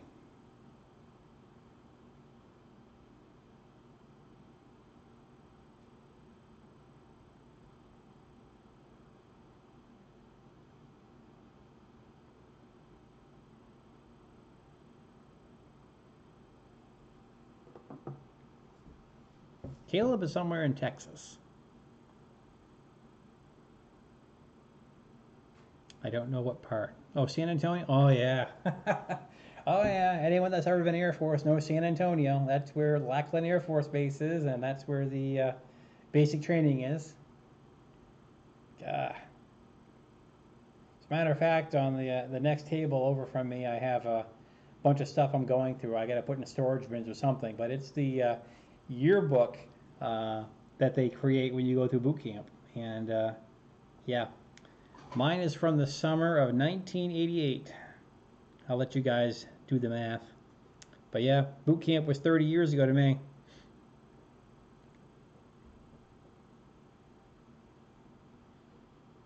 And I know some of you younger guys are going to say, you were in the military, North or South? Hey, Chris self-subscribed. Thank you, thank you, thank you. Look, and something's dropping in the glass. How cool is that?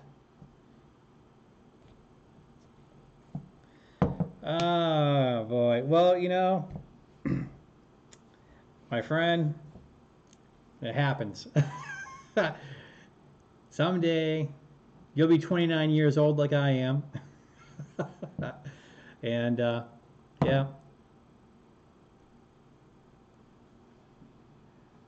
At this point, I'm just trying not to look my age or feel my age. Although, the gym is kicking my butt lately. But I think we're making some good changes since last year anyway.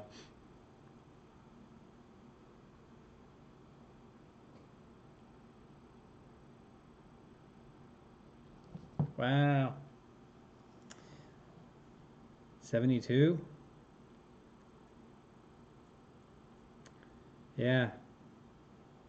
Well, let's see. I joined the R2 Builders Club in 2003, and it took 6 years. And back then, you know, right now, if you're building an R2D2 and you join the Astromet Club and you're buying aluminum parts, you know, the turnaround time on those is literally weeks, if not a couple months. Back in the day, you know, it was getting aluminum parts CNC'd was a much bigger project for whoever was organizing the part run. You know, you had the blueprints, and you were trying to find a machinist that was capable of doing the work, and of course, like anything else, the expense. And then I just remember most part runs taking just under a year if you were lucky.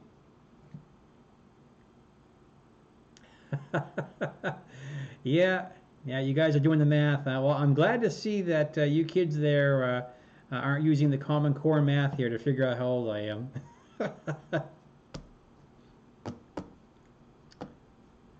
1969. I'm a 60s kid. Barely.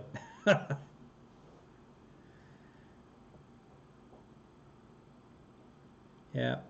I'm so old, I remember when there were only two genders. Sorry, that's probably gonna get me a strike. I remember when we had Saturday morning cartoons. I remember when Mom and Dad made us play outside.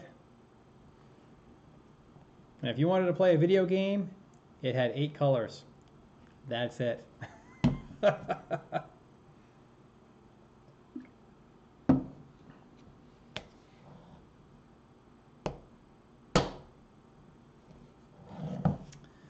Wow. $300,000 house. I'm impressed. Since we're going off topic, you know, it's interesting. People always ask me, you know, what's it like to live up here in Maine? And you know, the cost of living, the energy costs are what get you. You know, and you know everything heat is, you know, heating oil or propane. But wow. But the jobs up here, you don't see a lot of positions up here that make $100,000 a year or whatever. Yeah, it's funny when people come up here, they're always impressed, the how cheap the houses are and stuff like that. But you got to remember, that everything is to scale, right? If you're making 50, 60 grand a year, then a $150,000 house is quite a bit. However, if you're in a bigger city and you're making 150, 200 grand a year, $300,000 house is nothing. Well, taxes up here, we do have income tax, and my property taxes aren't bad. My property taxes I have a 3-bedroom house. Well, it's a single story, but I got a full finished basement. But my property taxes are, I want to say the house tax is about $900 a year. Where they get you is when you're registering your car, and stuff like that. Biggest problem we have in this state is we're rural, and I mean that's if you're looking for jobs around here, there's not a tremendous amount of industry, Well, it's largely finished. I had the spray foam done a couple years ago, so now all we have to do is wall it all up. So it could be worse. My worry with a finished basement is that I have the walls done, the floors done, but the minute you start putting in wood framing, that's when you tempt the gods into flooding your basement.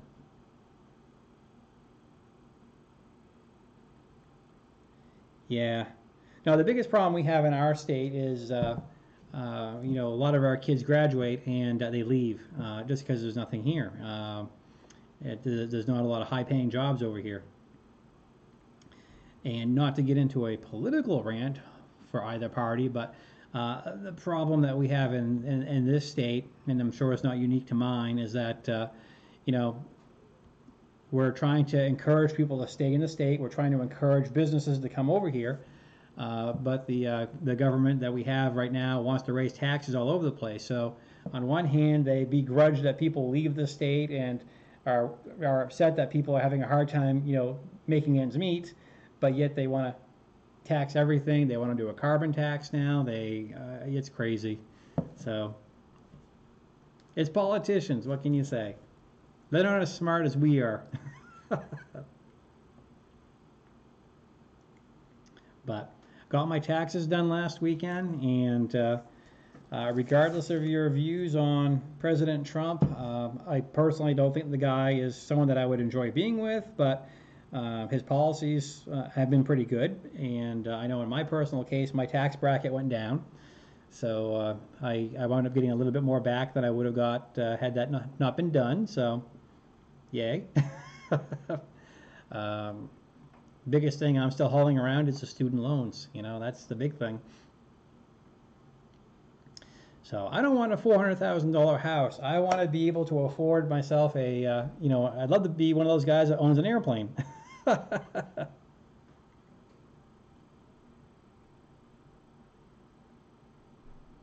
Our neighboring state, New Hampshire, don't have an income tax. And I know other states that are very popular for people to go to. Florida, for example, no income tax over there. Yes, I do have some information on the FT6. I have been talking to John. I said, rather than getting the fully loaded one, how about we get the one that is a little bit less loaded so we can afford it a little bit quicker.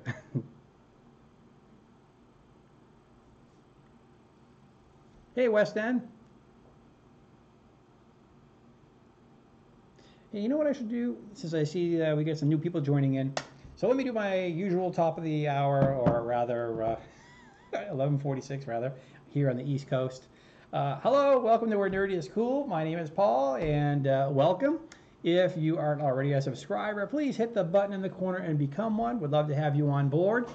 And if you haven't already done so, please give us a thumbs up. I usually look over and see if we have any thumbs up there, but please give me a thumbs up. So what are we doing this evening? Well, this evening we were going to take this lovely FolgerTech FT-i3 Mega and we were going to make some progress on upgrading the hot end. The stock hot end is a huge monster, and we wanted it to go away because we wanted to do a E3D Titan Aero. And I have all kinds of, and I already put them away, I have all kinds of E3D V6 hot ends, and I had several extruders that I had gotten from TH3D, but it turns out none of them had the extruder tension spring. So we got as far as getting some of the stuff put together, but we are missing the extruder springs. So we kind of stopped in our tracks, and I'll have to order those and wait a couple days and resume the build. So that's what the hope was tonight, was to get that up and running. Sorry. But yeah, kind of an epic fail. I thought I had everything lined up. So we've wound up off topic and having our usual Friday night chat.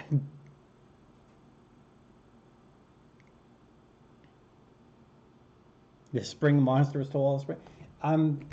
Like I said, I am baffled as to why none of those upgrade kits or any of those extruders didn't have one.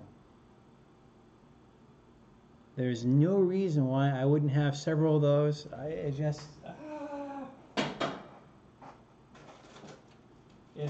It's like you said, it's the kind of thing that's going to turn up the next day.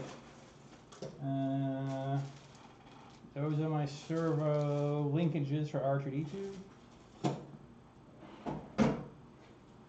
Where, oh where, oh where, oh where?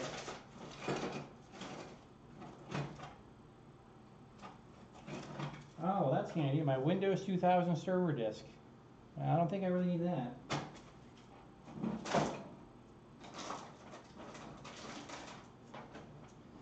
So yeah. So that's what's up.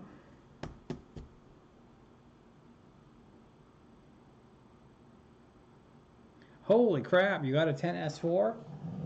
So 400 by 400 by 400. And I guess my question would be is, did it arrive in good condition? That does sound like a steal.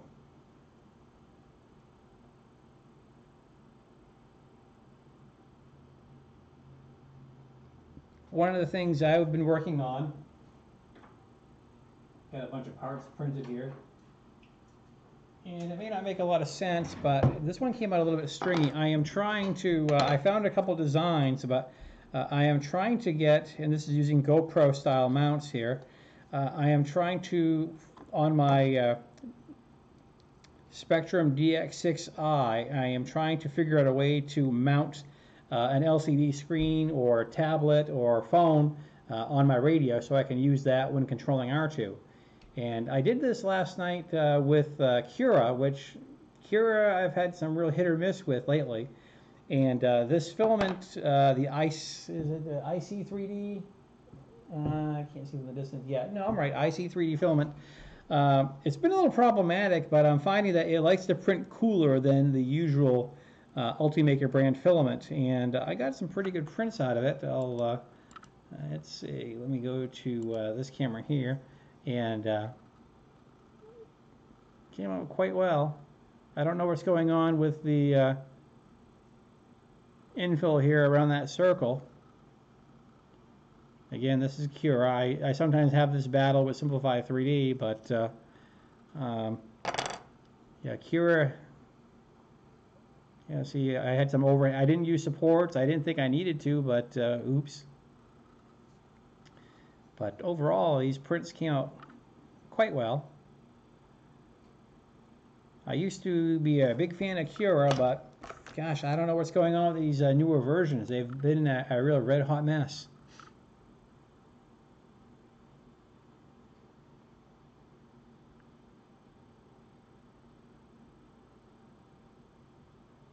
Wow. Well, it's always nice when they want to get rid of a giant box from the garage and they have no idea what they're giving away. I don't run into a lot of great deals like that very often, so kudos to you. That is a great deal. Congratulations.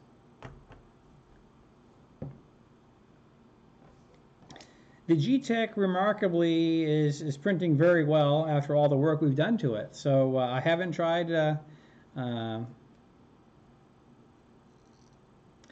Yeah, I think you're right. I think Cura does call it the exact same thing, but it's just been really weird.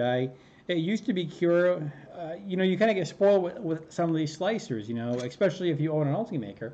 You know, Cura is pre-configured for the Ultimakers. You just basically set it and forget it and go. But every now and then you get a real mess, and that's what I've been getting lately with Cura. And I haven't played with their version 4 beta because I heard it was terrible, and I have enough troubles with Cura. I didn't want to drive myself any more crazy. Oh, I meant to check something here. Dun, dun, dun.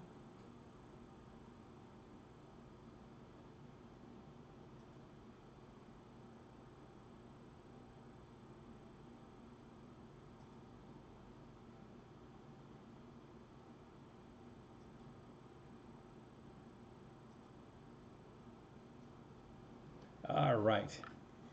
Every now and then I gotta check on my second monitor real quick. Let's see. You should be trying. You know, it's funny. I had a. I should show you guys some of the comments I get. Some of them are good, and some of them whatever. You know, negative or positive, they're metrics. I'll take them. But someone was commenting. I have a video out there that tells people how to connect their printers to their computer using either Simplify 3D or what have you. And it never fails. There's always that one guy that comments saying, well, you should have mentioned this program too. And I'm like, well, there's like 9 programs out there. I thought I did well to find 2 or 3. But I've enjoyed Simplify 3D. I'm curious about this paid upgrade that they're hinting around at. So I think that's going to be interesting. I know people like their free versions of Slicer and Repetier Host and things like that. Matter Control, that's interesting. I haven't tried them. I haven't been a big fan of Matter Hacker. I just haven't, anything Matter Hacker brand here I bought has been crap. Yeah, I really, oh, you know, the other one that, you know, Keith mentioned them the other day there, but if you're looking for some really good profiles, especially for Simplify 3D, definitely check out, oh God, what the one was we were talking about? Keith, help me out here. What was the one that we were talking about the other day? Trying to find it. Not Cura. Oh, no. Filament Frenzy. That's the one. Right. Yeah, if you're looking for profiles, he has some really good ones.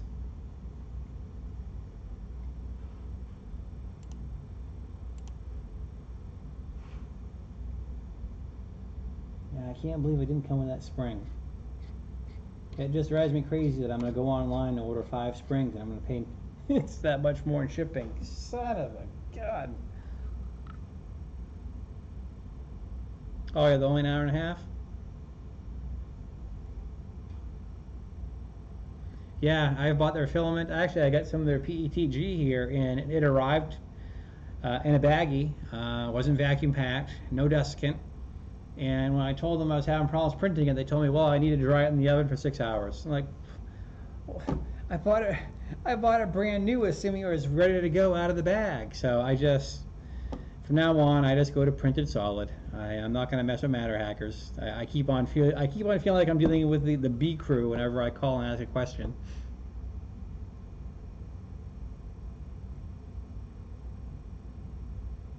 Pretty profiles, no? One thing I wish that Cura had, I know I mentioned this in a session a while back, I really wish they had a way to import the Simplified 3D profile format, the FFF, because making a profile in Cura, for me, it drives me crazy. Let's fire up Cura here, and let me show you the things I love about Cura. First thing about Cura is I don't understand why it is so slow to load. on both of my computers, which are less than a year old. And the game computer has 32 gigs of RAM, an SSD, a very powerful GTX card, and no matter what I do, Cura takes literally, 2 minutes to load up. And that to me is just sloppy programming.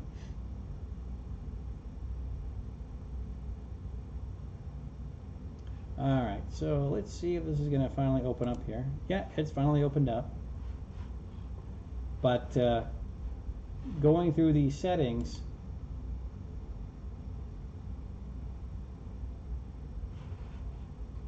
is just a nightmare. You're hitting these gear, then going through this entire mess. And you can't choose these things because they're all hidden values. It's just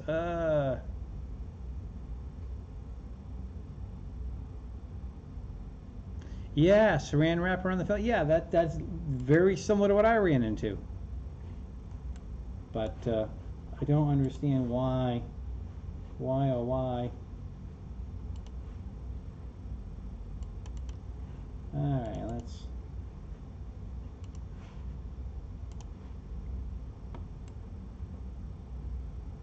So that's what we were messing around with tonight. And kudos to Keith. This is his handiwork, where he made the groove deeper for the EZABL probe. But right now, for example, if you want to see the layer view, dun, dun, dun, okay, there it is, but where's your slider? You can't get one until you hit prepare. I mean, it's just stuff like this that just drives me bonkers. So here we see our layer view, and one thing they do that I do like, that Simplified 3D could take a lesson on, is I like the idea if you want to rotate something, that you can do so, and it'll tell you 30 degrees, 60 degrees, 75, 90.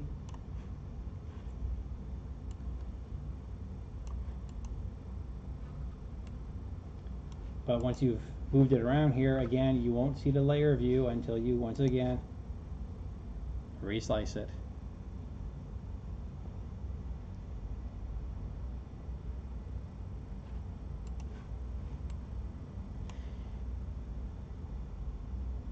So I'm sure everyone has their favorite slicers, but I've been trying over the years. I've always loved Cura. The only thing that I didn't like about Cura was the supports. That was the selling point for Simplified 3D. And I'll give Cura credit. They've had a lot of frequent updates. They don't do a very good job of educating the end user on what they've changed and why. But I'll give them credit that they're making changes and putting them in there. Yeah, you can do that. Yeah, I'm just surprised that it's set up that way.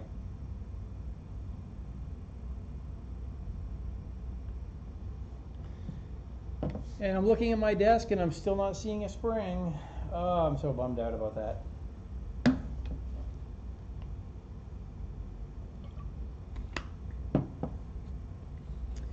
Yes, there is. Well, what was happening was if you did anything, if you clicked on the model and did anything, it would automatically reslice. And depending on the processor and the setup of your computer, that could really drag you to your knees. So they made it so that, it was not on by default, which was good. No springs here. I wish. Simply not included in the packaging.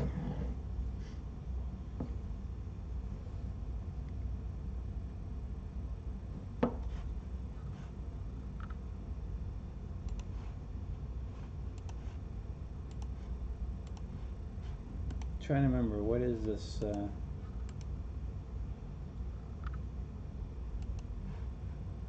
This thing, what do we have for a processor inside this thing?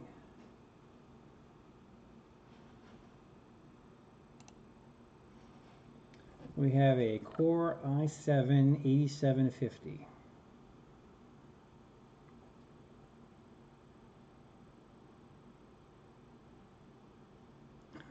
Exactly right. Good one, Andy.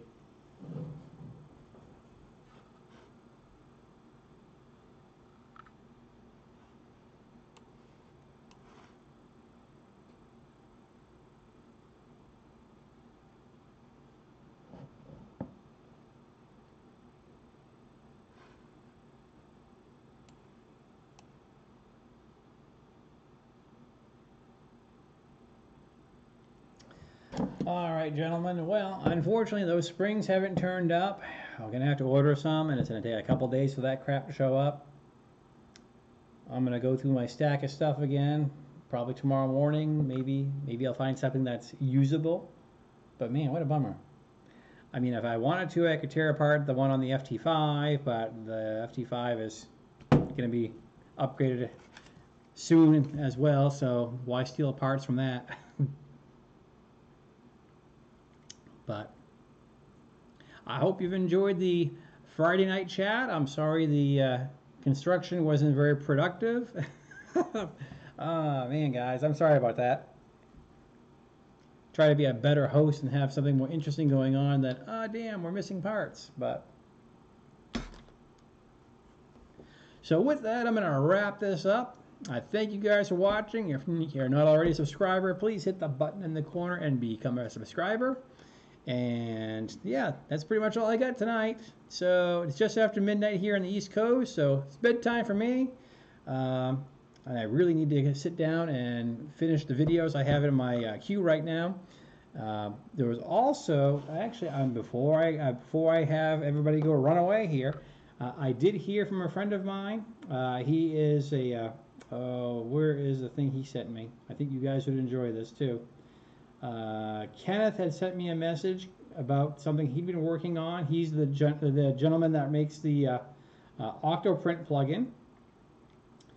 But he has a beta product out, which is it works to verify. It's using the web images to detect if you're generating spaghetti. Basically, if you have a print failing. And the address for this is, like I said, if you watch the video, you'll recognize the voice because I did the voiceover for him. www.thespaghettidetective.com. And he says you can sign up from there. After that, please give me the email you signed up with, and I'll make sure, blah, blah, blah. And that's it. So if you guys are interested in beta testing something, I'm sure Kenneth would appreciate hearing from you. Actually, let me pull up his website real quick here, because let me just make sure.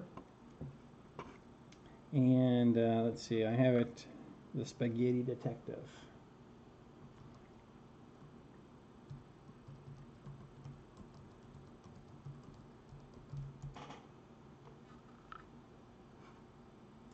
Dun, dun, dun. All right, and there it is. And this right here is, this is the only way I can get Thingiverse to work. I've been using Ghostery to turn off some of the tracking.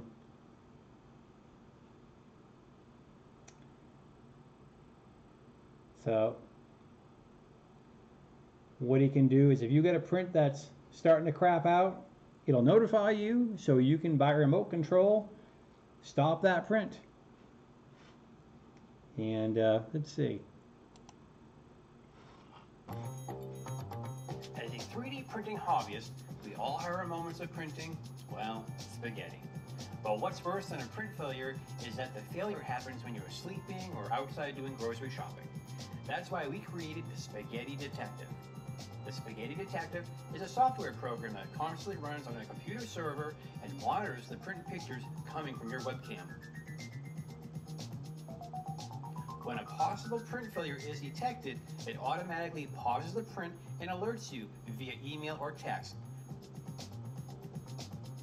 No matter where you are, you can open the Spaghetti Detective's webcam view to check what's going on. If needed, you can then immediately cancel the print and turn off the heaters to avoid the waste of time, filaments, possible equipment damage, or even fire hazard. The Spaghetti Detective is currently in beta testing, and we will need your help to make it better. Go to our website, thespaghettidetective.com, and sign up as a beta tester. The Spaghetti Detective. Print with peace of mind.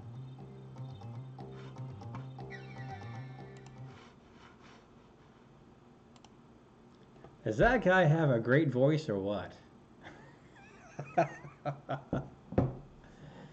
You know what's funny is he asked me to do that, and I was just getting over a cold, and I was also having a flare-up with my TMJ, which I get every now and then. And you guys may have noticed on a couple of my videos, my voice sounds different when I'm having trouble with TMJ because I have a hard time moving my jaw. But so I hear my own voice, and I'm like, oh God, you didn't catch me on a good day, but he was, oh no, you sound awesome, this is great. So anyway, I promised him that during my next live stream I would mention that, and if you guys want to try that out and offer him some feedback, and if you could let him know that you heard about it through me from Paul at Where Nerdy is Cool, and because I'm sure he's gonna wonder, whoa, where are these people coming from? So that is out there now, and I don't recall what he was talking about for pricing and some other stuff. It's similar to what he's doing with Octoprint Anywhere, which is a plugin he offers on Octoprint. And this way, it works very similar to this. This way you can keep track of your print and remotely monitor it. I use it, for example, on my phone. I can, actually, let me,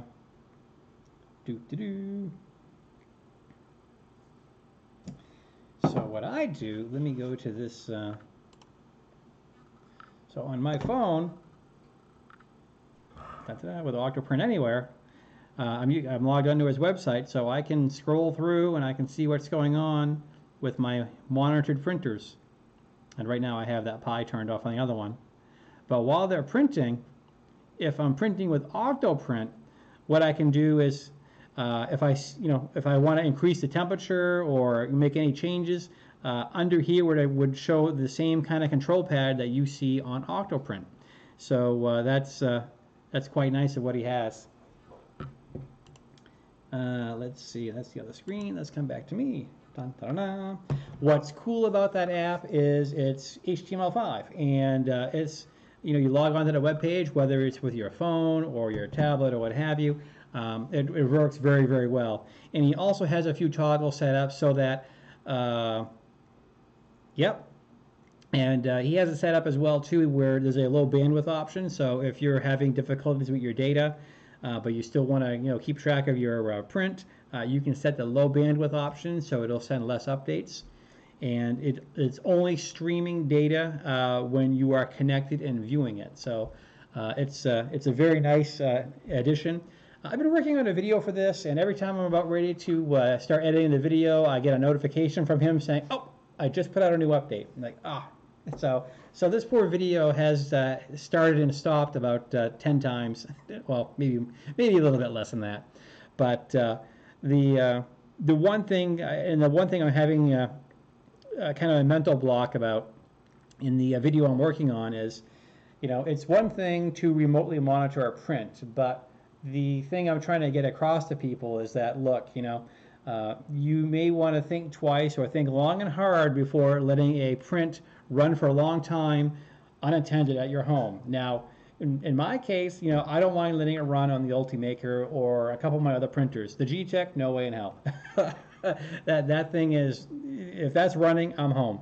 But what's nice is that if I want to run to the gym, if I want to run errands, or if I'm going to go to work for the day and I don't mind leaving that printer running, I have a way of remotely checking in and seeing what it's doing.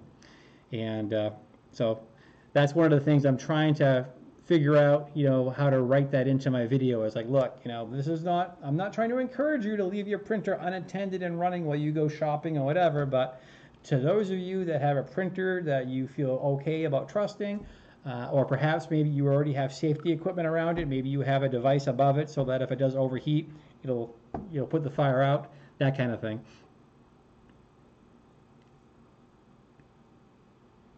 What's interesting is, as I showed you on the screen, is even with Octoprint Anywhere and with the Octoprint up and running with the camera, I can use the app and I can see what the camera is, whether there's a print running or not. There has been several times where one of the cameras is pointed at my desk, and when I check it, sure enough, Molly is on the desk, sleeping. So I have evidence that that cat is down here and gets into my stuff. Yep, update your firmware, yep, for thermal runaway and stuff like that.